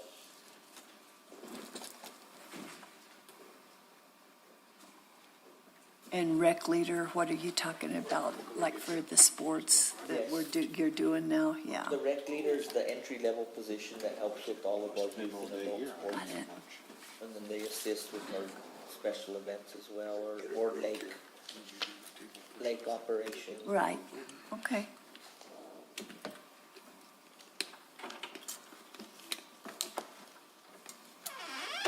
But yeah, I mean, I'd like to be able to hire them all, but I don't know what there's just not anybody to hire. Yeah, it's been tough. We're maintaining, but barely. I don't know how We you do really it. need to fill the positions, and I don't know what to do. Are we still on Indeed.com? We still advertising on Indeed.com? Indeed, yes, I believe. I don't know if every position she does or not, but I know. I mean, it's working remarkable for me. Okay. And I've advertised on all social media platforms but I put Indeed right there and man, my phone lights up, my emails light up and they just texted me a while ago, we hired 3 today. And he said they were outstanding candidates. That was over the 2 that I was talking about earlier. Yeah, so, I'll follow up with Cheryl, because yeah, I mean, I was just, you're pretty quick and Yeah, we're get gonna need help. quick. Take yeah, I'm gonna start taking them. But, you know, I mean, I'm just, because I've tried everything and I'm actually sleeping at night now because I've got them. They may not show up on Yeah, next that's week, the but deal. Whether they show up. they look good. So now going to your temporary salaries, you didn't do anything. Are you putting that under contract? I'm not sure how Judy handles that, but I mean, a lot of them are under the special, Special recreation recreation fund, fund? under the WIBIT. Okay, maybe that's where they're at. They're usually split, between the water park and the pool. Because in your contractual services, you got 5,000, but in temporary, you know, going back to your 2019-20, you used up 16,000 there. Yeah, looking at the pool, Councilor Salas, Yes. there's temporary salaries in that one, and then the others would come out of that special recreation. fund Special for the WIBIT. recreation. Because that's where I'm assuming so is the WIBIT lifeguards out of the pool budget too? No, it's split between. It's split, so there, but then you hired your rec, aides or even part-time, or I don't know if you still do, or All of no, our rec part-time? positions are full-time. The only temporaries are really based around the summer operations, like the water park or the Yeah, pool that's what or I the meant, your temp position, they're working 40 hours, but usually we had them in the temporary pay and personnel, so. But that's what I was looking here, nothing was listed for Parks and Rec. Oh, so the lifeguards, and is that what The you're talking? WIBIT staff. Is in 217 on page Okay, 77? okay. Okay, not lifeguards, your extra park workers, or you don't hire any of them, okay. I think 2 or 3 budgets a year, he was hiring like 4 or 5 temps, and we ended up just giving him 2 or 3 full-timers. Full-time, Because there was no sense, because he was having a hard time getting somebody that only would be allowed to work for 3 months when they're saying, well, I need a job for all year. So it ended up working out better for him to take those 5 or whatever we did, I can't recall, and make them 2 or 3 times full-time, 2 to 3 full-timers. okay.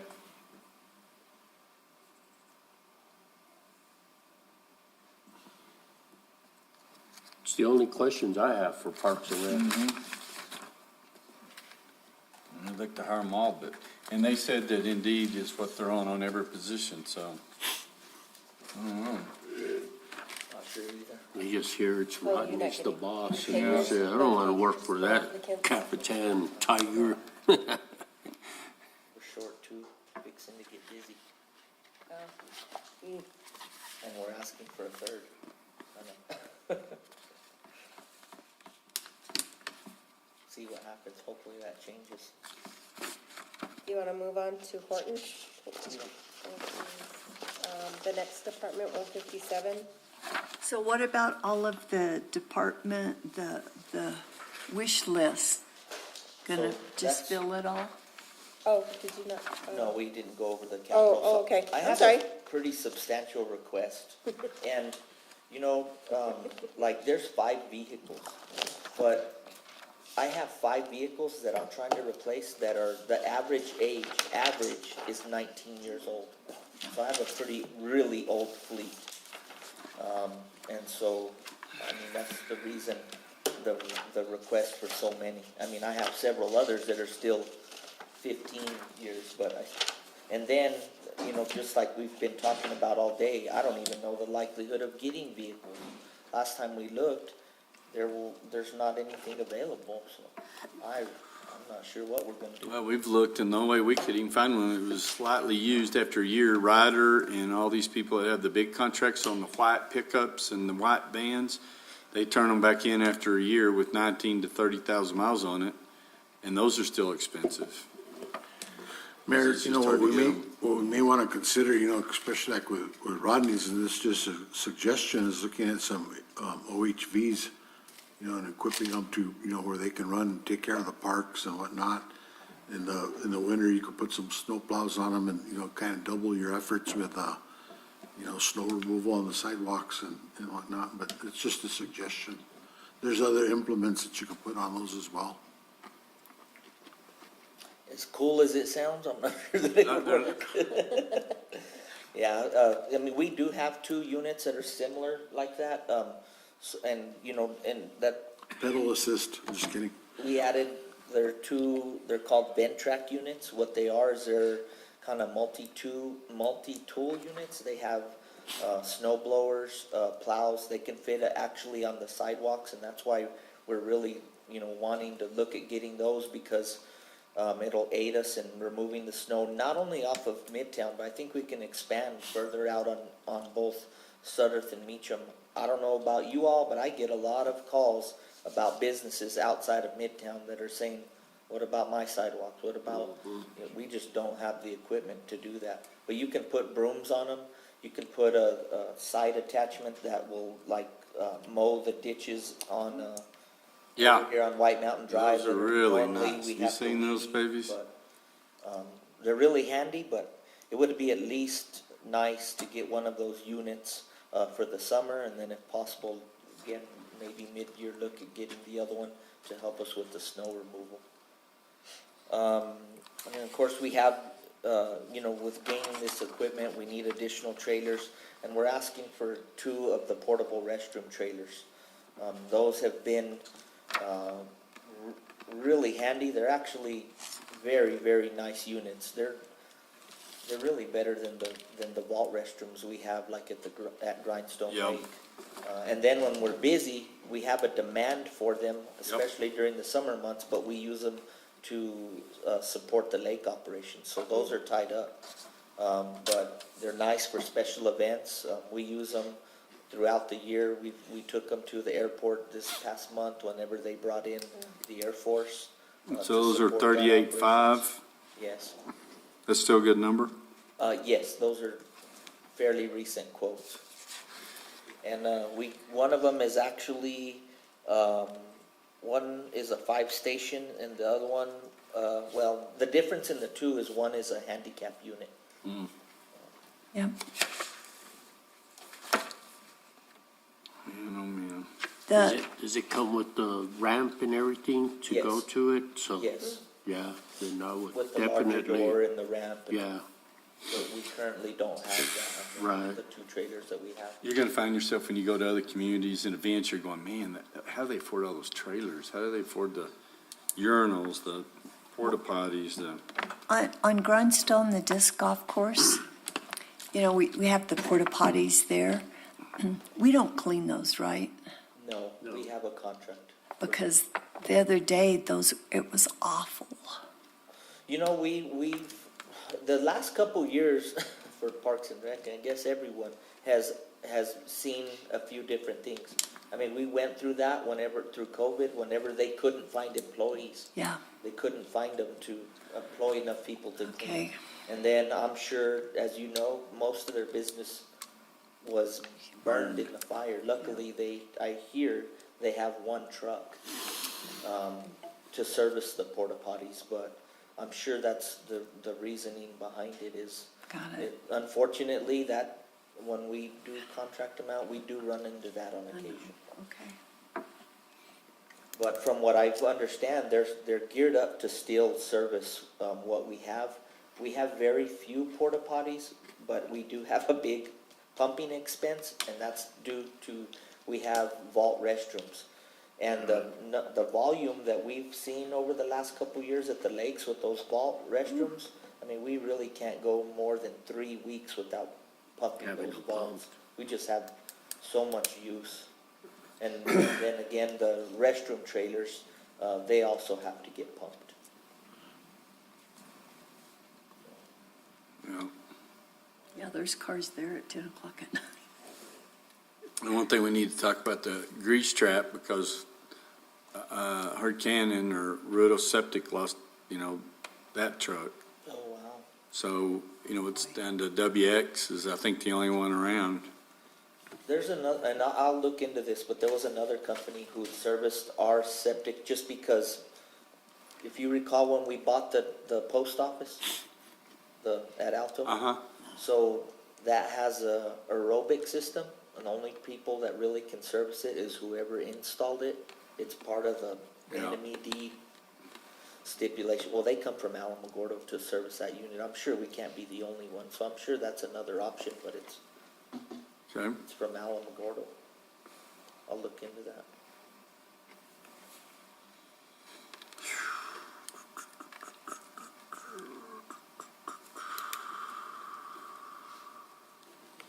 And then we have a few other items.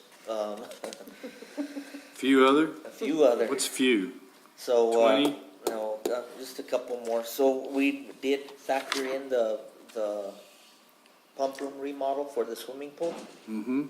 And then a new cover. The cover we have is 10+ years old, to cover the pool during the off season.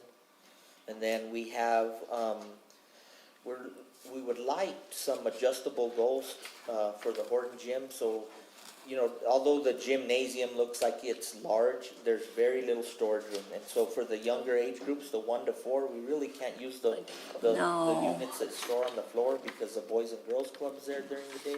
We're looking at refurbishing the existing ones where you can lower the height of the board down, to like 6 feet electronically, and then when you're done, it'll lift back up, so there's no issue with storage space. And then we need a floor cleaner. We had repurposed the floor cleaner that came from the convention center, but as good as an idea as we thought that was, it just doesn't have much life. We've squeezed everything out of that thing that we can. That squeegee is gone. We really need a new one. Okay. I can see that. And that's all the capital requests. Rodney, which of these two were the handicapped accessible?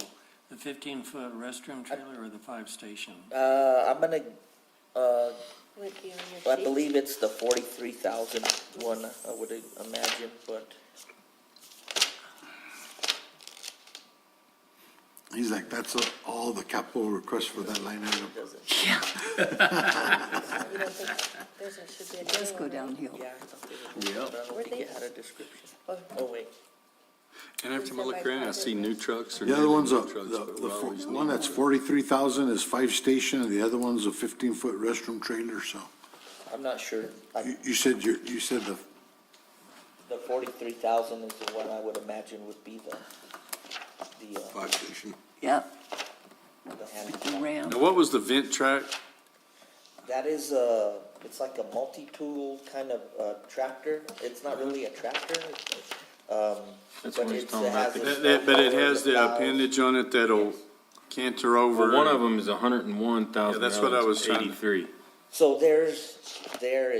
are so many different attachments for those. And so I didn't put this together, T-Bone did, but it's an assortment of attachments. I mean, there's almost, there's trenchers. I have it there's- here. The 83,000 is equipped with a plow, a brush cab, and a heater.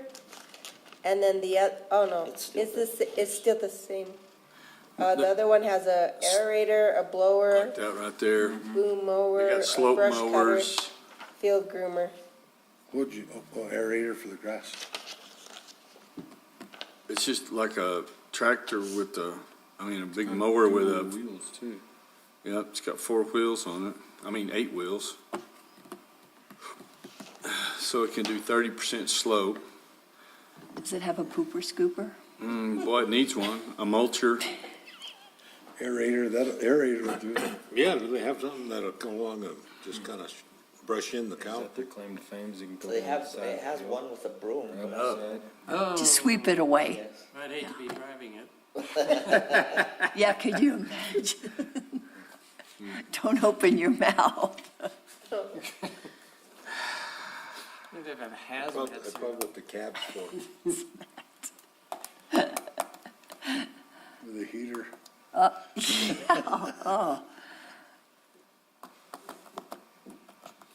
That's rough.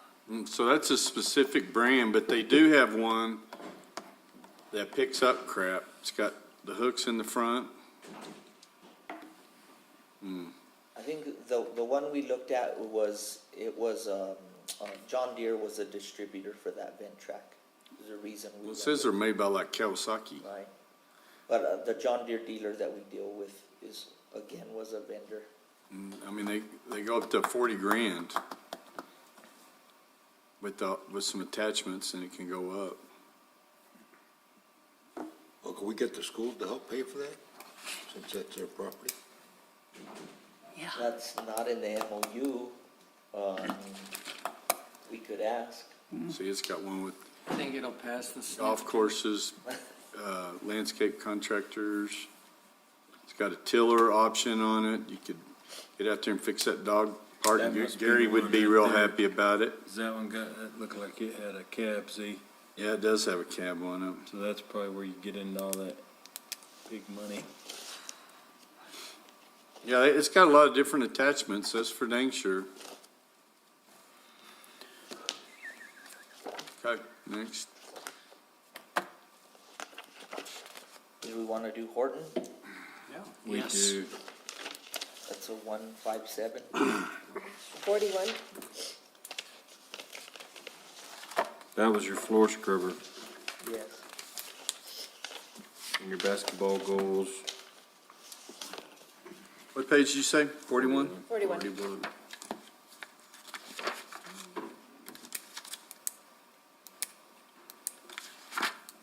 And so for non-cap furniture and equipment, we did include an increase.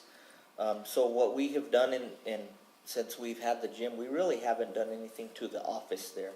We have a hodgepodge of all kinds of stuff in there. We wanted to establish an office there. We're growing our recreation staff.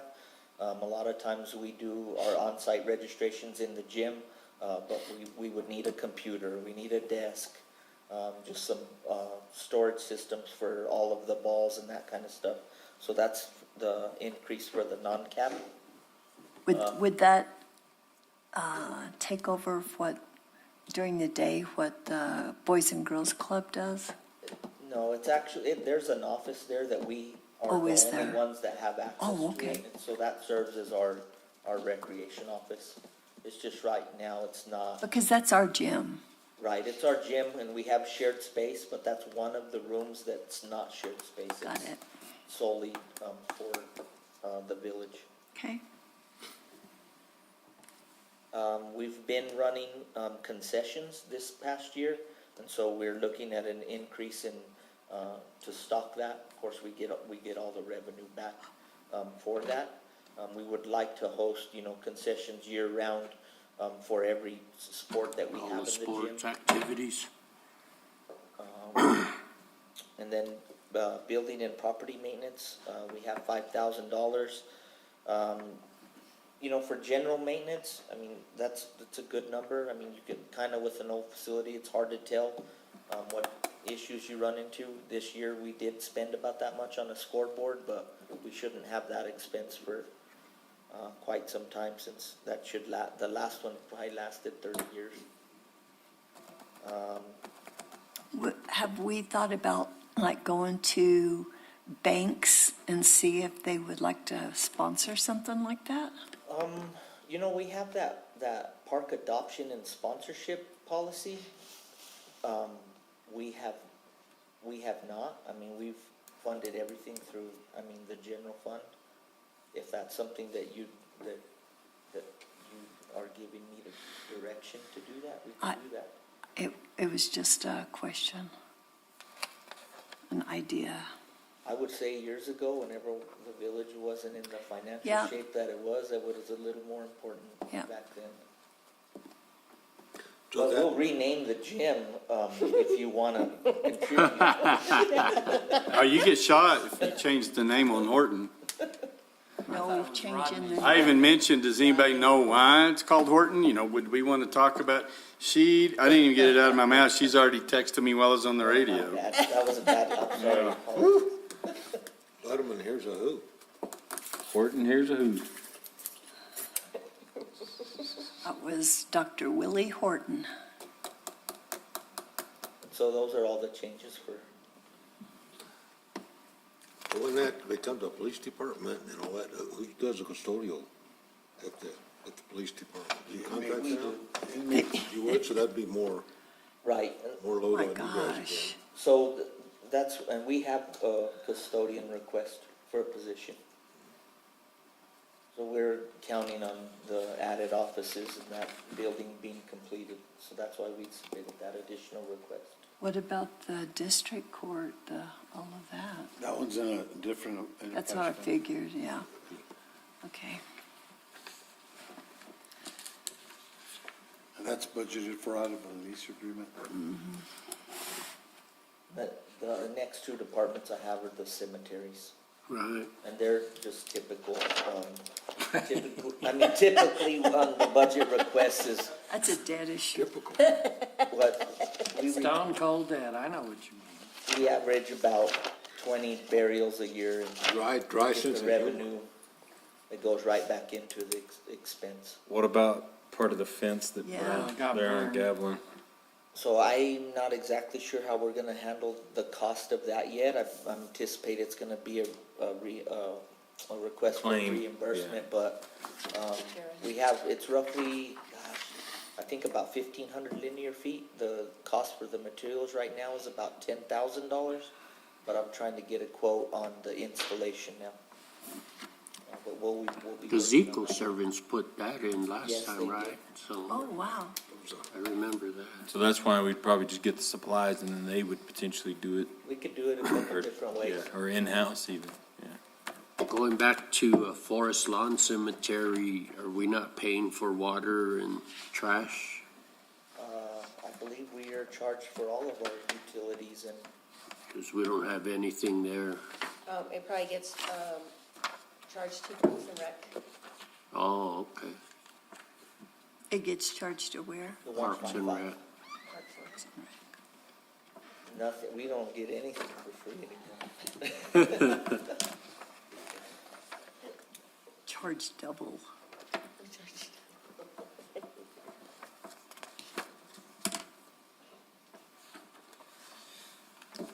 Okay. Anything else? No.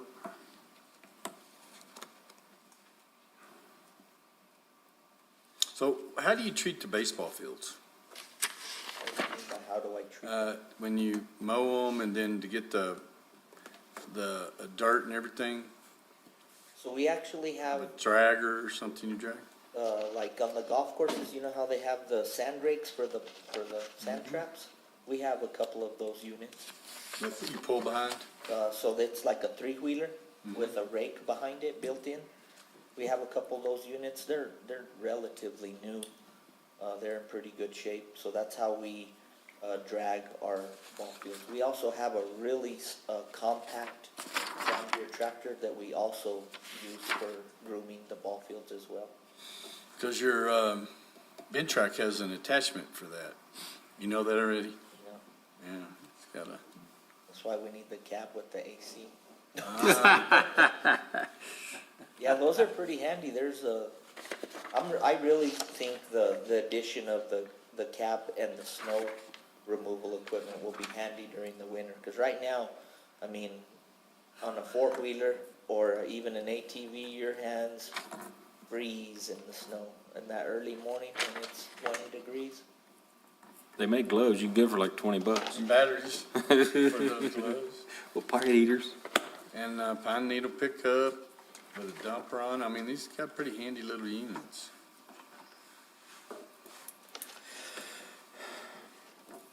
Okay. Unless y'all have any other questions, I presented everything. Who does special activities? Sydney? Wow. No, but this, department, Oh, I do. 791.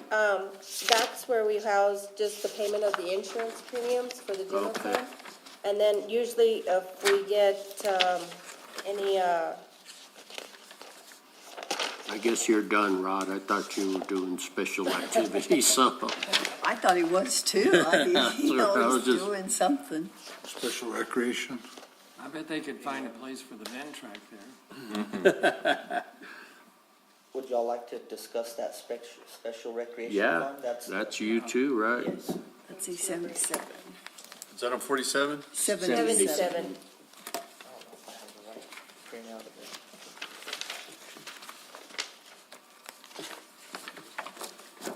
Melissa, not the right one. There's the whippet and grindstone too. This is all I have, but I don't think that's a correct one. It's not. 23. 3, 3, 2, and this one says 18. Hold on, I'm gonna just go on these Yeah. numbers. So on the special recreation fund, again, it's, we take the revenue, to start the following year from the previous year. So before we settled up on what our profit was for the year, we took out, again, a certain number to begin the next year to cover the personnel costs, the startup costs for installing the whippet, buying miscellaneous, supplies. And so, let's see. All the temporary salaries are for the lifeguards, and that's, however many he can hire for that amount. And then the supplies, the biggest change is in, the cap, non-cap, do you know what you're buying? Each year, we have to buy things, again, really preparing for the install. This year, we had to add additional buoys. This year, the way we plan on installing the water park, it would be the largest footprint that we've had so far. So the first year, we had the initial size, and then we downsized, but we also bought a few different pieces. So last year, we didn't have the existing footprint. We downsized, but we added a couple of the new pieces. This year, we're gonna add every piece that we own, which is gonna be probably about a quarter larger than it was the first year. So we had to purchase additional perimeter buoys. Each year, we have to buy new buoys that mark the anchors, those red buoys you usually see in the water. Right. That kind of equipment, wetsuits, moving the storage building, new life jackets, that kind of stuff. I was gonna say. We bought like this last year, we bought a boat to help support our services.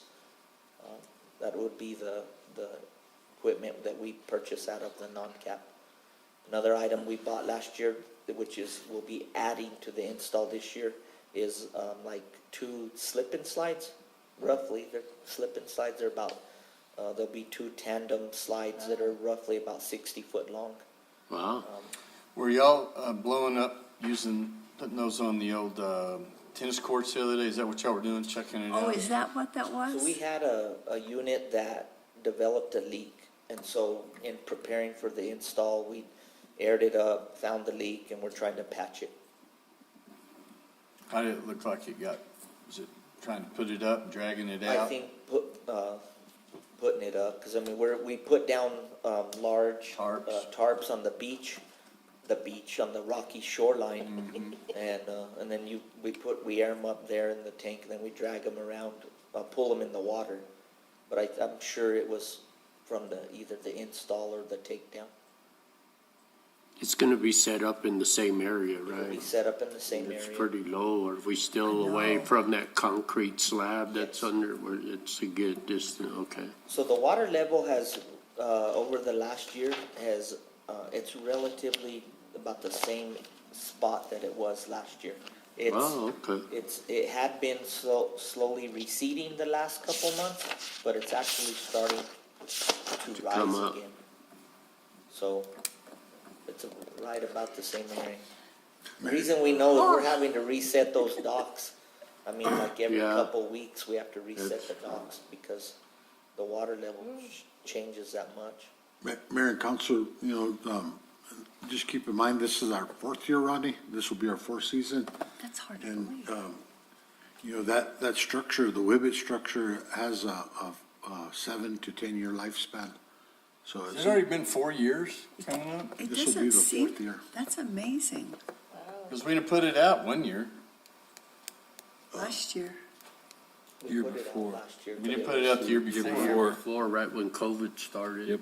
It didn't Yeah, go so out. it's the third year that we've had it, we're going on the fourth Fourth year year. we've had it.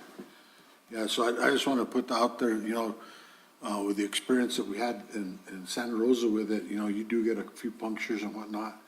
But when it starts tearing on the seams and whatnot, that's really when you got to look at the replacement. Replacement. So just 1 or 2 pokes isn't that bad right now. The slip and slide's actually gonna be pretty cool. That, where we have the dock going down or the walk path to go down. We talked about last year, and I don't know if you're using the same area, Rodney, but you just basically have that slip and slide. It's kind of like the tubing area in the summer out there. It'd just be adjacent to the walking path, so people just get on the slip and slide and go down and not have to walk down to the water. Oh, wow. That will be nice. Yeah, that'd be pretty. So Rodney, you said that this is gonna be about a 1/4 inch larger than in the past. Does that mean you can allow more people out there, presuming you have enough lifeguards instead of, it was limited to 40, I think, before? Right, our numbers have fluctuated over the past couple of years due to the number of units. And so, based on the number of units, I haven't done the calculations yet, but going off of my memory, we'll be approaching about 100 on the capacity. And At any given time, huh? And I really don't have any concerns on hiring the required number of staff. The cashiers and the lifeguards of the program we have going, we've had a lot of interest. And that's not where we're struggling. It's the full-time jobs is where we're not seeing the interest. The big safety factor there, making sure that everybody's wearing a life jacket. So, with that type of scenario, you're 1 to 20, 1 guard to 20 individuals out there. So if you have 100, you need at least 5 staff on the water. On the water, then, And just in reference, like if we're literally, 5, we look at hiring, like around 15 to 20 guards.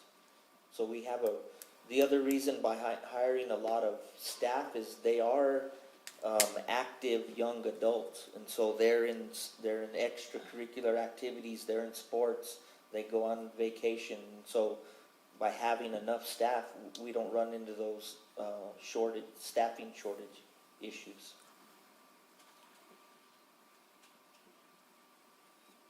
okay, thank you. Counselor? Oh, I thought you. Oh, no, I'm sorry.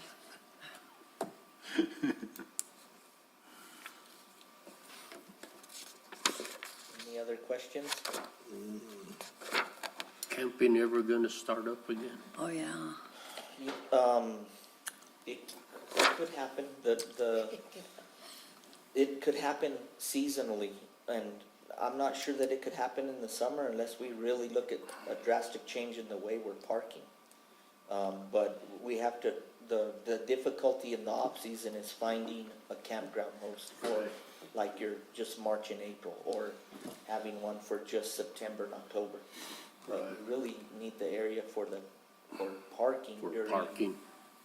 that May through, August or through Labor Day. Mayor Council, Rodney never spent his glamping money. He still has the Still in glamping. there.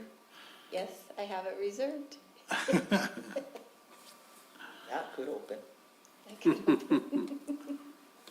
I liked that glamping. I thought that was Oh, cute. on a side note, we don't wanna keep talking. I had a conversation with the Forest Service, and they wanna look at developing a campground in Cedar Creek. They're interested in turning in their reservation sites into a campground. And to me, and even what they've said is, it would be better use to the community. Those campground, or those reservation sites are not really used. No, they're not. And so if they would convert that into camping, we would have camping right here in the National Forest, almost in the heart of the Oh, village. yeah. Yeah, cause those some are, I think there's like 60 car one, 100 cars the other.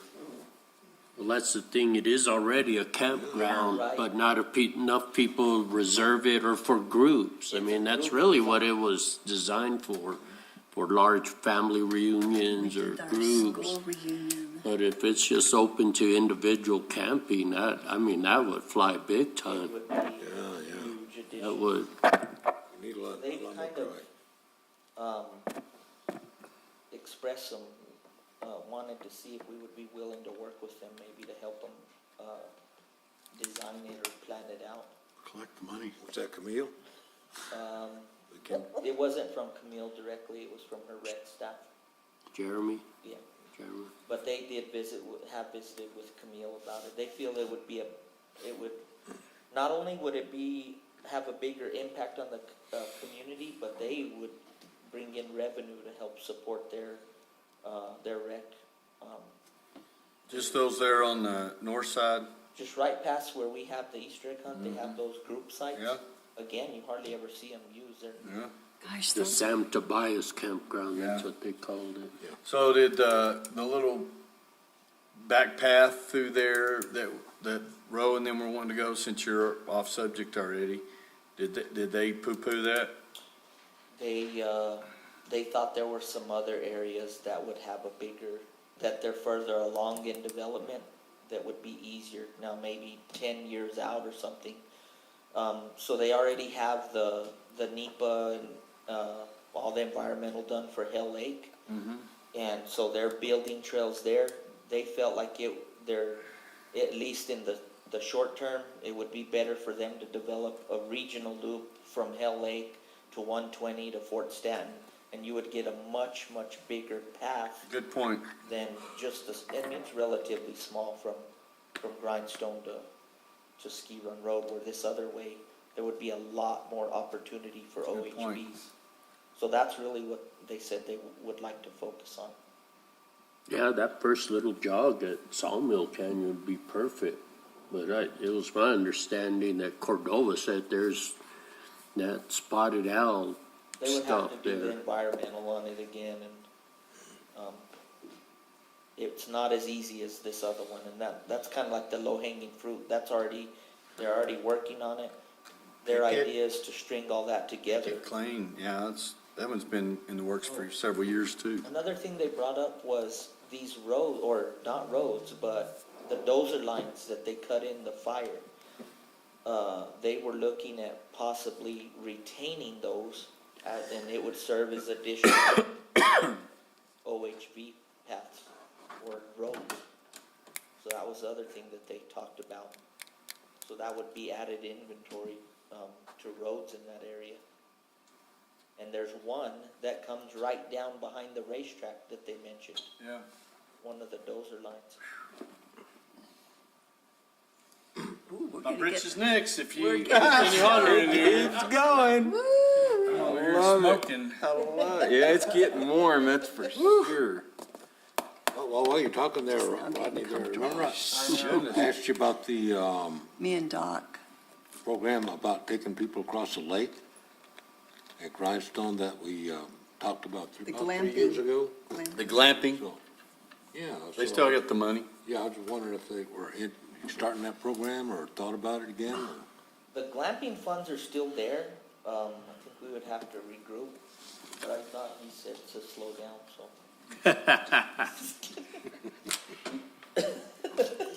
You got a lot on your plate, Rodney. Yeah. Any other questions? Okay.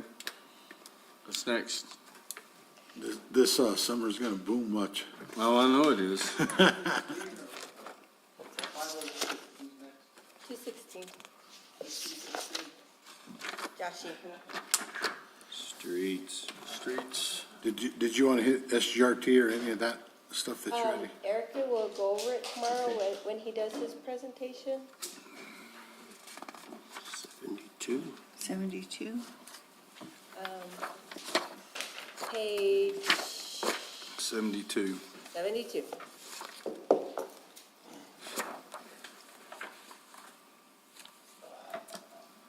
So in the personnel section, currently he has 14 employees, and then there is a request for 2 additional positions.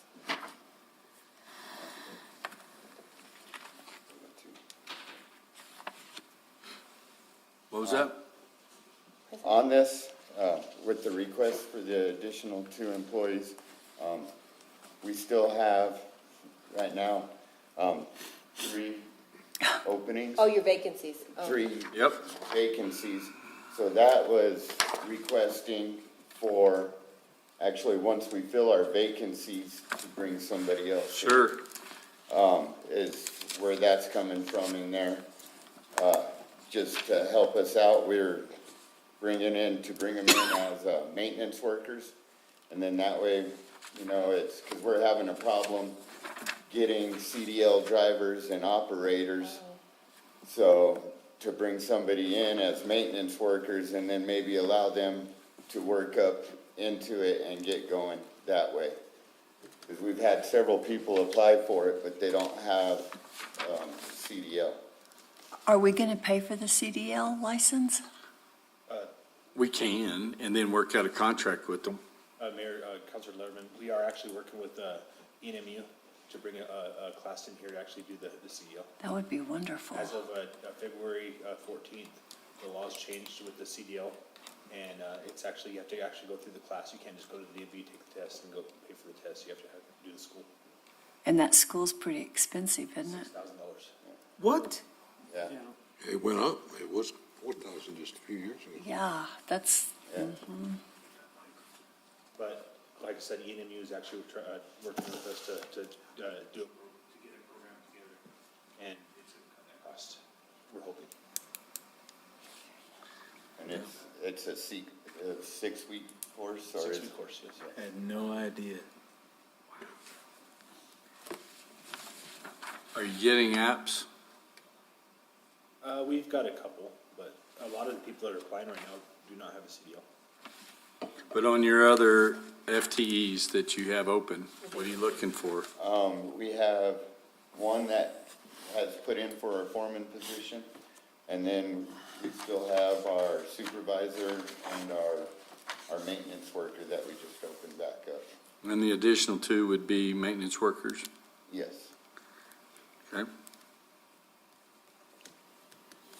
Some of our discussion, if I may, has been when we're talking about personnel and saying, okay, that's why we're asking so much about filling those positions and maybe coming back mid-year or something and looking at it and going, okay, well, you got these filled, now let's look at those extra positions.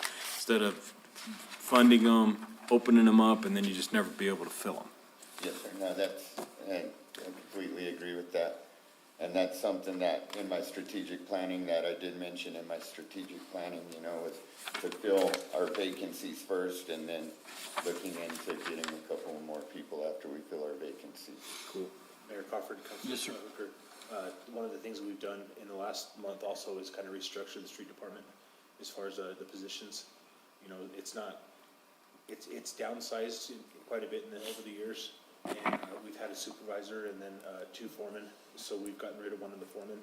So we have 1 foreman and a supervisor. The supervisor can actually fill in as needed with the crew. Okay. Before your vacancies this year, you were pretty staffed. You didn't have a lot of vacancies before. Before you had some issues. Oh, yeah. We were This year. really close, we were just lacking the supervisor. But some of those guys that you've already have, can they move up to, yeah, so that'll be good. We actually They- have one that we're gonna interview now. Oh, okay. And that's the one for our foreman position. Oh, okay. We really have to talk with the other ones to see. because Nobody some of wants them- the responsibility. Responsibility. and that's Heard been that the problem before. that I've had. Yep. But he has gotten some good hires as of recent. Yes, we have. The last few hires that we have had are excellent hires. Good. Been here, they're here through the fire, and fueling all night long. You know, if you stay, make sure everything's fueled, and so. They Make didn't sure we cry. keep training those guys and Yes, sir. A couple of them come from Thule. as long as we don't feel that urination position, we'll be all right. Is that in the streets department or the water department? Yes, the water department. Water. Was it? Yeah, somebody was urinating on the driveway. Oh, no, Oh, that's that the was- department. Yeah, That was the street department. that was one of the positions we got rid of. Yeah, that's what I'm saying. We don't even want to rehire that urinator position. You gotta go, you gotta go. Well, we just need to concentrate, get you guys, because everybody's discussed that we've got to do something to get you personnel. Especially as much paving as we're gonna do this And summer, that's huh? something My guys were asking me today, and they're like, man, well, how do you plan to do this? And I was like, well, we're gonna ask Parks and Recs. Or Public Works. We're gonna ask Adam, you know, we'll get it done, but we'll have people from Parks and Recs flagging, we'll have Adam's guys helping us with the asphalt and driving trucks, and we'll figure it out. I'm sure Bobby will be out there too. Yeah. Bobby Lopez? Bobby Lopez. Bobby Lopez? Go to the flag Oh. There's start People's Public Academy, Public Works Academy, like the chief did. Yeah, this is how you hold the flag. This is how you wear your vest properly. Counselor Hooker could do that. Oh, yeah. But people want a badge, we'll have to come up with a badge or something. I think we could come up with a good badge. And This that's is how you, something that we really need to look into for as well for our guys is the traffic control. Because we are getting a lot of new people in there, and the guys that have had all these trainings are moving on or no longer with us, so. I think I was counting earlier, there's 3 of us or 4 of us that have actually, that I know of, that have been to the training out of the 11 that are there now, so. I'm not really sure on that one. And that's something that we're working with, as well as, with the NMDOT to put on an LTAP for the traffic control and the flagging. does our safety individual, does he have any ability to help do training? Yes, He does? yes. Wow. Okay. Nobody's disagreeing with anything you've got so far. Keep We're just- rolling. So far. We just gotta figure out how to get you your FTEs already done filled, and then, okay, what else? So he's got a long list here.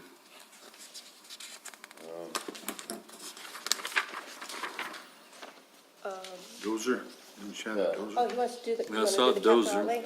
Okay, all right. Okay, I have it right here. Do you need your sheets? now I've got my capital outlet. I was gonna do these. If you need it.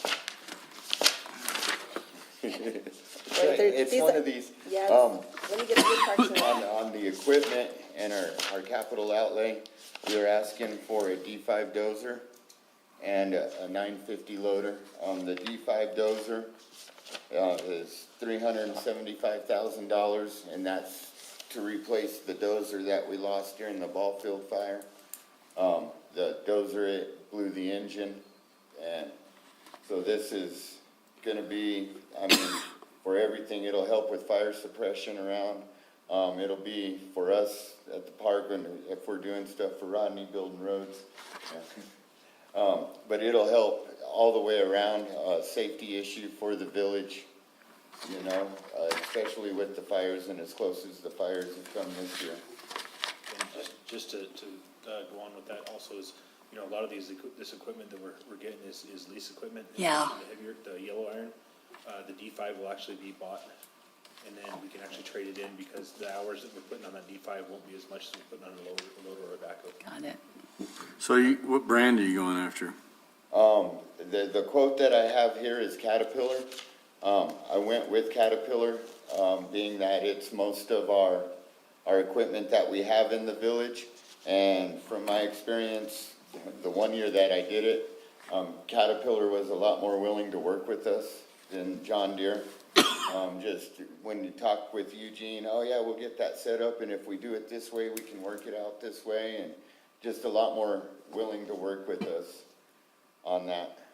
And he's the one that also, when we brought that up, that for the dozer to buy it outright, he's the one that brought it up to do that because the return on it would be worth much more. And then if you do it every 5 years and you actually do it that way, then it'll only cost about half as much for the dozer. Because the return investment on the dozer roughly be over $100,000 with the hours that we have on it, so. That's how they got me on that timeshare contract too, you know. Uh-huh.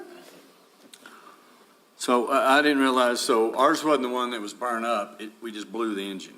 Right, we were able to actually limp ours out of there. It's at the street shop now, and after they mopped everything up, we had to go back up and just keep pouring antifreeze to it to get it over to the trailer, and then we trailered it back to the shop, so it is actually sitting at the shop. And what your model's it? 77. Oh, they're in here for sale, you know, 24,000.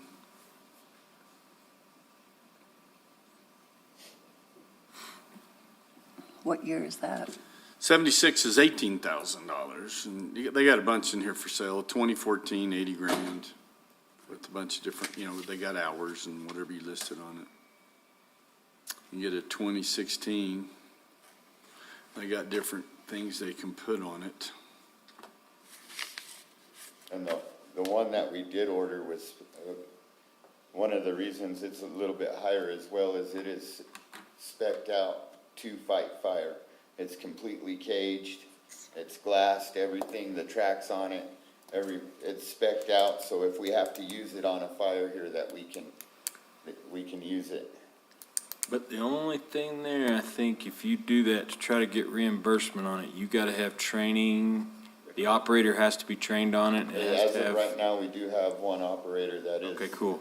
Trained dozer operator for. Because that's something they'll, you know, like they'll physically kick you off a fire line, or they'll, if you go and work the fire and then come back and say, all right, well, we got this much, and they go, well, let's see this person's cert. If you don't have it, sorry. You have to have a dozer boss in that. Yep. And that's, I mean, something in the future that we can look at too with some of our guys is getting them trained for that way. And the future is now. Yes, sir. I mean, I know everybody's, like I said, it's got a bunch of stuff going on.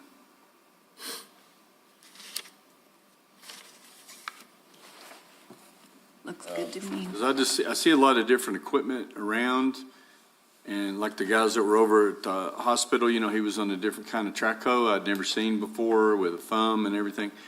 So I stopped over and asked him about it. He said it was the best piece that he had ever bought, and he'd usually done Caterpillar, and he said it was about 25% cheaper. And it wasn't Komatsu, it was something else. Yeah, they got a bunch of different companies coming out with. But it's all about where you can get it serviced, I guess. Exactly. Sany was what it was called. SANY, so. Okay, so I guess we're good. Josh, just one more question on your equipment maintenance. The $100,000, the electrical part lights, lubricant oils, I mean, that's for all your equipment, trucks and everything, or Well, let me find it. it's 52103?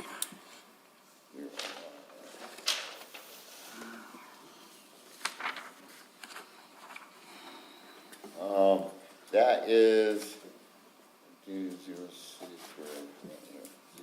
Yes.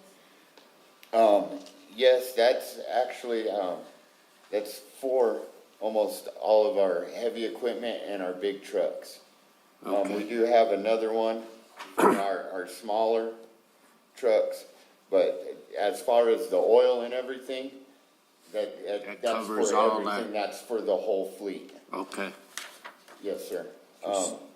double checking on That's that. for, And that's, The I mean, dump trucks, this year, we've had to move money into it as well, and we had, I believe it was 90,000 last year, but we've actually had to move money over into it this year. Right. It all depends, you know, what happens. We had two of our Peterbilts blow hydraulic line and pumps, and the pumps are 5,000 a piece, you know, for the big equipment. Right, So, right. all depending on what happens with our vehicles that year. You know, some years will be there a little bit less, and other years it'll be a little bit more. Okay, but on our maintenance, we've got a mechanic now, right? Yes, sir. So we'll be paying closer attention to those, and you've got all your lubricants, engine oils, transmission, your greases for your buckets and all that, for your pins and the wear and tear on all that. Yes, sir. And it's high, and I mean, that's anywhere from, antifreeze, hydraulic, you know, our 1540 motor oil, our regular motor oil for our new pickup trucks. What brand are you using On your oils? On our motor oils, I would have to get with Lonnie, because he orders it by the barrel. Okay, yeah, I was just, because there's big difference in qualities and Right. uses and all that, I just didn't know. I know. I think the last one he ordered was Dello. Dello, that's, everybody uses that one. Okay. What else? And the other one for our equipment would be the 950 loader. It's a good mid-size loader to replace our 966, and that one is a 77 as well, or 78. This loader, I mean, it comes in handy for a lot of the bigger stuff that we have to move. Our 924 works good for around the yard and little stuff, or say little stuff for the loader, you know, but for the bigger stuff that we really gotta move, if we gotta move big rocks or stuff like this, the 950 loader would be a good mid-size loader to have to do this. That would replace that loader. A lot of times when we're, it's like our manholes and stuff for the public, or for the water and sewer department, we gotta get that 966 actually with those manholes, so.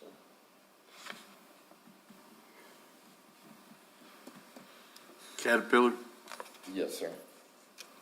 And this one would be on a lease, on a 5-year lease. And that way, once we get it, we can get it and turn it back in, and then have another one coming. So the 5 years would be 345? Yes, sir.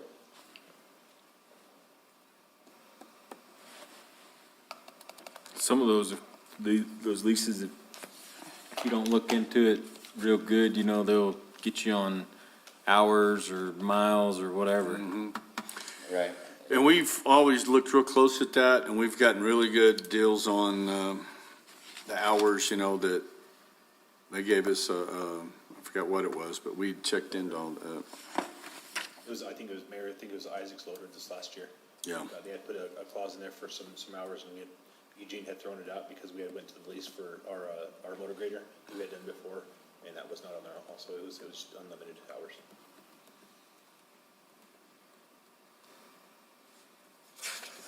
But just a regular loader, not a track loader. Right.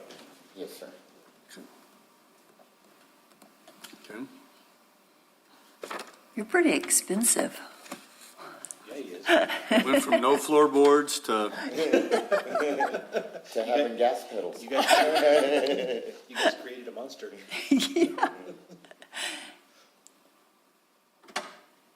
anything else, Josh? There's just a couple of things in here. You know, we did ask for a little bit more in our street materials this year. With the price of fuel going up, the delivery, the price of materials is gonna go up, so we did ask for a little bit more. In the materials, we're asking for 300,000. And, we upped that by 50, instead of 250,000, we asked for 300,000. And with that, that's actually, with our upcoming map project, because we have a big map project coming up, and after we finish this project, I'm trying to get this map project done by June, so that we can keep our same oil prices. So all our oil prices, they guaranteed for a year. So if I can get this project done, all our oil prices will stay the same. But in June, come July, we'll have to put in for another 1-year agreement, and I know that That's the what oil they'll prices jack are it gonna up go up. really good. So, I think part of that also is there's a $50,000 in there for salt. Yeah, there's 50,000. Is the highway gonna still help us out with some of that? Yes. Yes. They give us 1,000 tons. They That's allocate what I 1,000 thought. tons, but being that we're, I mean, our level of service has gone way up here now that we're. and we're using a lot more salt. So. Right. I kinda figured that, but. So on the 10,000 for culverts, bands, and boats, these are different size culverts than we just gave away? And we just gave some culverts. We're donating to the school at 24. Oh, yeah. 36. What size I mean, these are I different. just had, this is for our personal different sizes. We have a couple 48s there.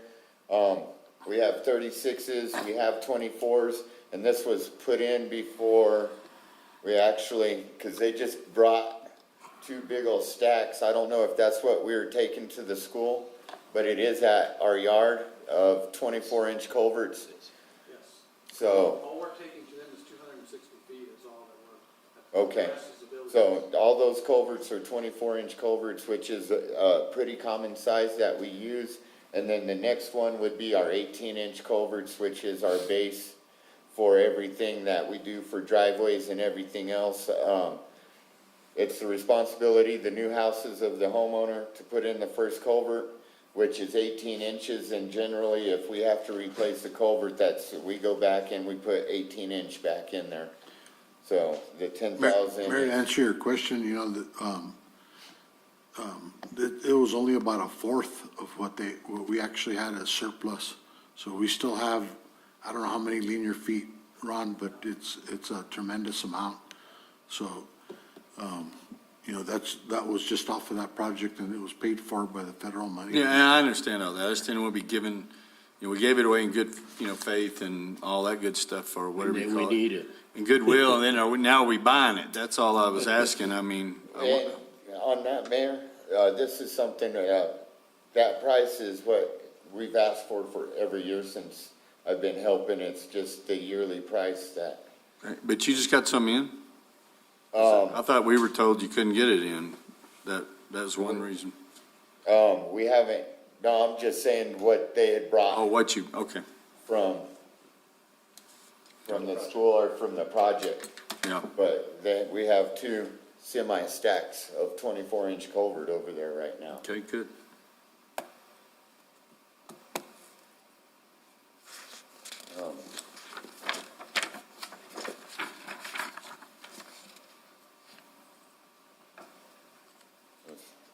I was doing on the map, it was the one that I was, for the next map project, that's why we were asking, because the oil's gonna go up and it is a big project. It's gonna be, I think 333,000 or 300, but it's gonna be Olive Resort Drive, D Street, and Upper Sutterth. And when we put in for that, we put in to mill Upper Sutterth. So we'll mill. And Upper Sutterth is by the traffic circle? Yes, sir, from the light to the traffic circle. And that's the one I asked you for those measurements, right? Yes, sir. That whole area there that we're gonna. The length, the linear length is 1,200 feet. We're doing it, but I mean, you can still work on the other one. We're gonna try to hit that sooner, because that's next year's co-op. Well, as soon as we finish Grindstone, that's the one that we're jumping right into. That's not till next year, though. It'll start in July of this year, because we go June to June. This project on Grindstone has to be due by June.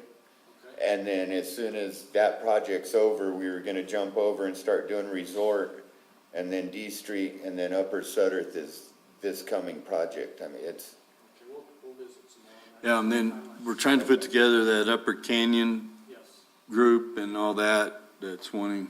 We're the one that paved that area there. Like, So we don't have to tell them this has been in the works a long time. We can say we heard your suggestions and we're acting now. We need to get together and, because they're wanting to fix up that Upper Canyon Drive. Yeah, it needs to be. Mayor, I think the confusion, and Josh, the confusion is, Ron and I were working with Cutler to see if we get that done.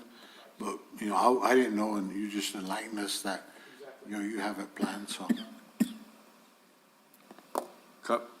At least we have it planned twice, and we can Yeah. tell them that came out of their idea. Yeah. calling Vickers Oil, and I'll give an update on the oil price too on the Cutler projects. Okay. On that project, are we going to do curb and gutter too on the upper? Well, we haven't planned on it. He's just talking about the road. Right. But that's what they want to discuss with us, how we can fix it up. They've talked about an arch, and we have Bob Bosbell is a famous Western guy, writer, painter, that has a 8-foot bronze statue of Billy the Kid that they've talked about wanting to put in the circle and fixing the circle up and then getting Rodney to maintain it. And, they're just, well, they didn't say that, but because right now they're mowing it and they're planting stuff, the business is over there. Yep. So I didn't realize all that they were doing that, but they were just wanting to get with us and they're not whining. They just said, Well, we're and wanting to get I had somebody that asked me about it too that was, John Helm. no, Jen. It was Wayne. Parents. John Houghton, 102 Black Forest. What? John Houghton, 102 Black Forest. Yeah, you know him well, yeah. Is he a winery? No. So we have to keep that circle, right? Yeah. Yeah. But see, the discussion, I thought, was that not state highway or is that our highway? It's all right. Okay, it stops right there. At the traffic light, and that's. The bridges are federal. Yeah, that's what I'm saying. I get confused when they were talking about that's a highway, but the bridges, anyway, okay. The other thing that I have as well is, we upped our fuel, at the time by 40%, and it's actually gone up to over, 50% of what we were paying for it, so. We asked for, instead of the 60,000, we're asking for 80,000 this year for the fuel. Yeah.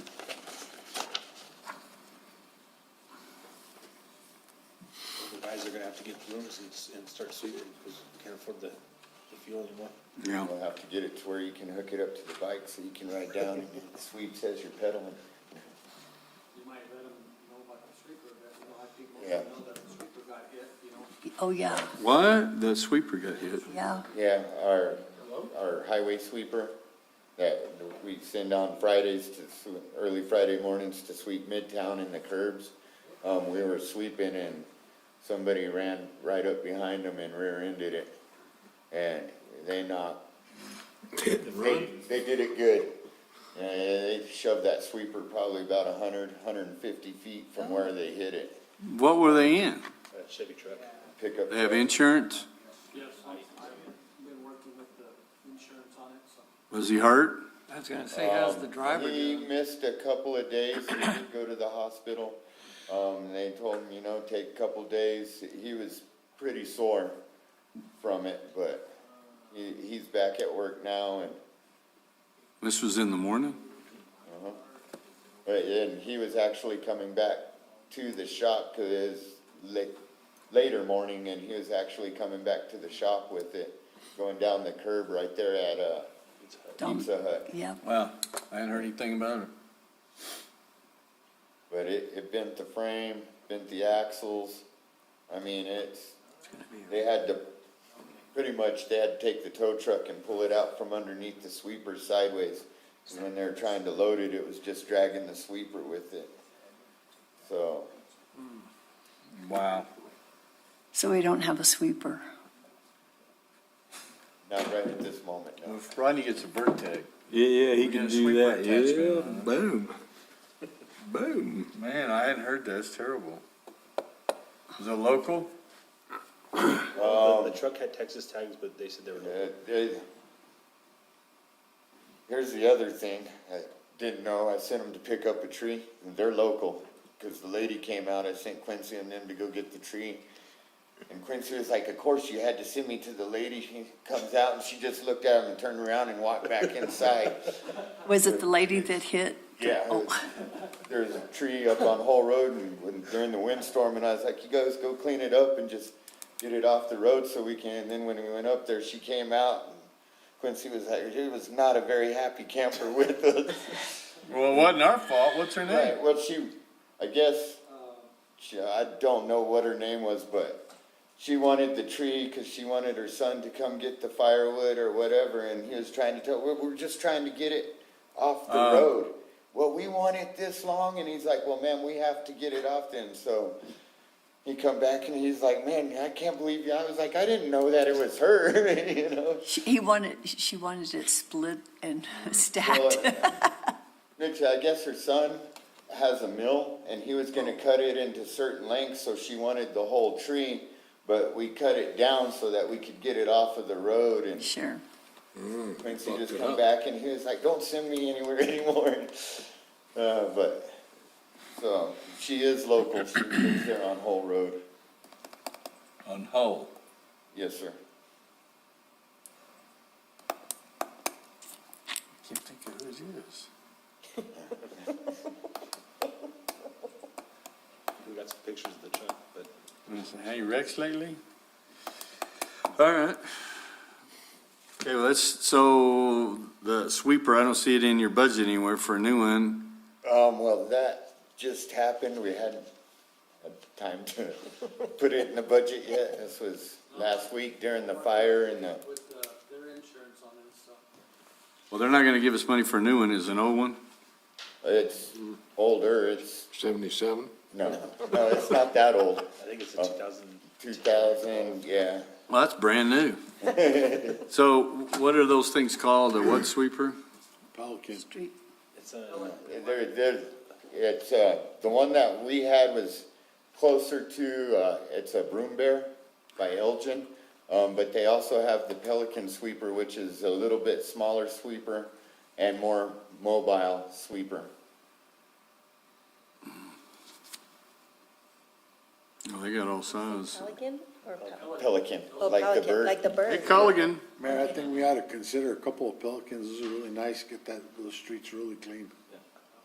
Well, they got push ones and all kinds of ones. Push. Up on gas. I don't think my guys would like that very much. I'll end up with no crew. I think they could use them for snowplow. So Here you go, Elgin has a Quincy. Pelican. Yes, sir. Elgin makes the Pelican and a Broom Bear as well. And Pizza Equipment has reached out to us, and they do. Who? Pizza Equipment out of Albuquerque. Mm-hmm. They're gonna hit this area, they're gonna drive it over here and do a demo on it. They're gonna demo it Might for as us. well use it. Maybe you can get the dozer to follow the broom bear. So you won't have to worry about the truck. Right? So it's not usable anymore? No. It totaled just it. twisted I can't believe it totaled it. All the seals on it, the whole vacuum sits in the back of the street. So when it tweaked everything, all the seals on For this. the vacuum. Oh. So you fire it up and it just blows dirt out the top. It won't run. You're putting it all back, you can suck it up and blow it on the other side of the side. There you go. How much does that thing weigh? It's pretty heavy. Yeah, it's, Yeah, it's over 6,000 pounds. oh yeah, well, it can hold 4.5 yards of dirt, so. Yeah, oh, that one. I mean, Okay, and I've it was seen that full, one. he was coming back to the shop with it, so that plus the weight of the dirt and everything that was in it. To push somebody, to get hit and get pushed that far. But she was moving, you could tell. She never saw you. Oh, wow. Oh, what street? So the Broom Bear's the big Oh, one. on Suttereth. Broom Bear's the bigger one, and it's not a vacuum. It actually has a sweeper and a conveyor belt. So if you have the little dips like from where the traffic is in the road, it doesn't break the vacuum, the seal when you're trying to pick it all up. It pulls it all to the middle and then sweeps it onto a conveyor, and conveyor loads it into the. So you're thinking of the Pelican for us? Yes, that'd be, I believe the Pelican is the same way. It's got a sweeper underneath it, and it is conveyor fed, sweeper and conveyor fed also.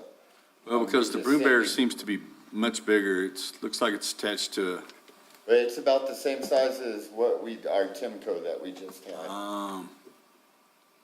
The one that we had, the Pelican, I believe will hold 3.5 yards of dirt, and the Broom Bear will hold 4.5 yards. Wow, that is. But the Pelican is 3-wheel, and it can turn along the curbs in town a lot better than the other one can. Yeah, the movements are better on the Pelicans. Well,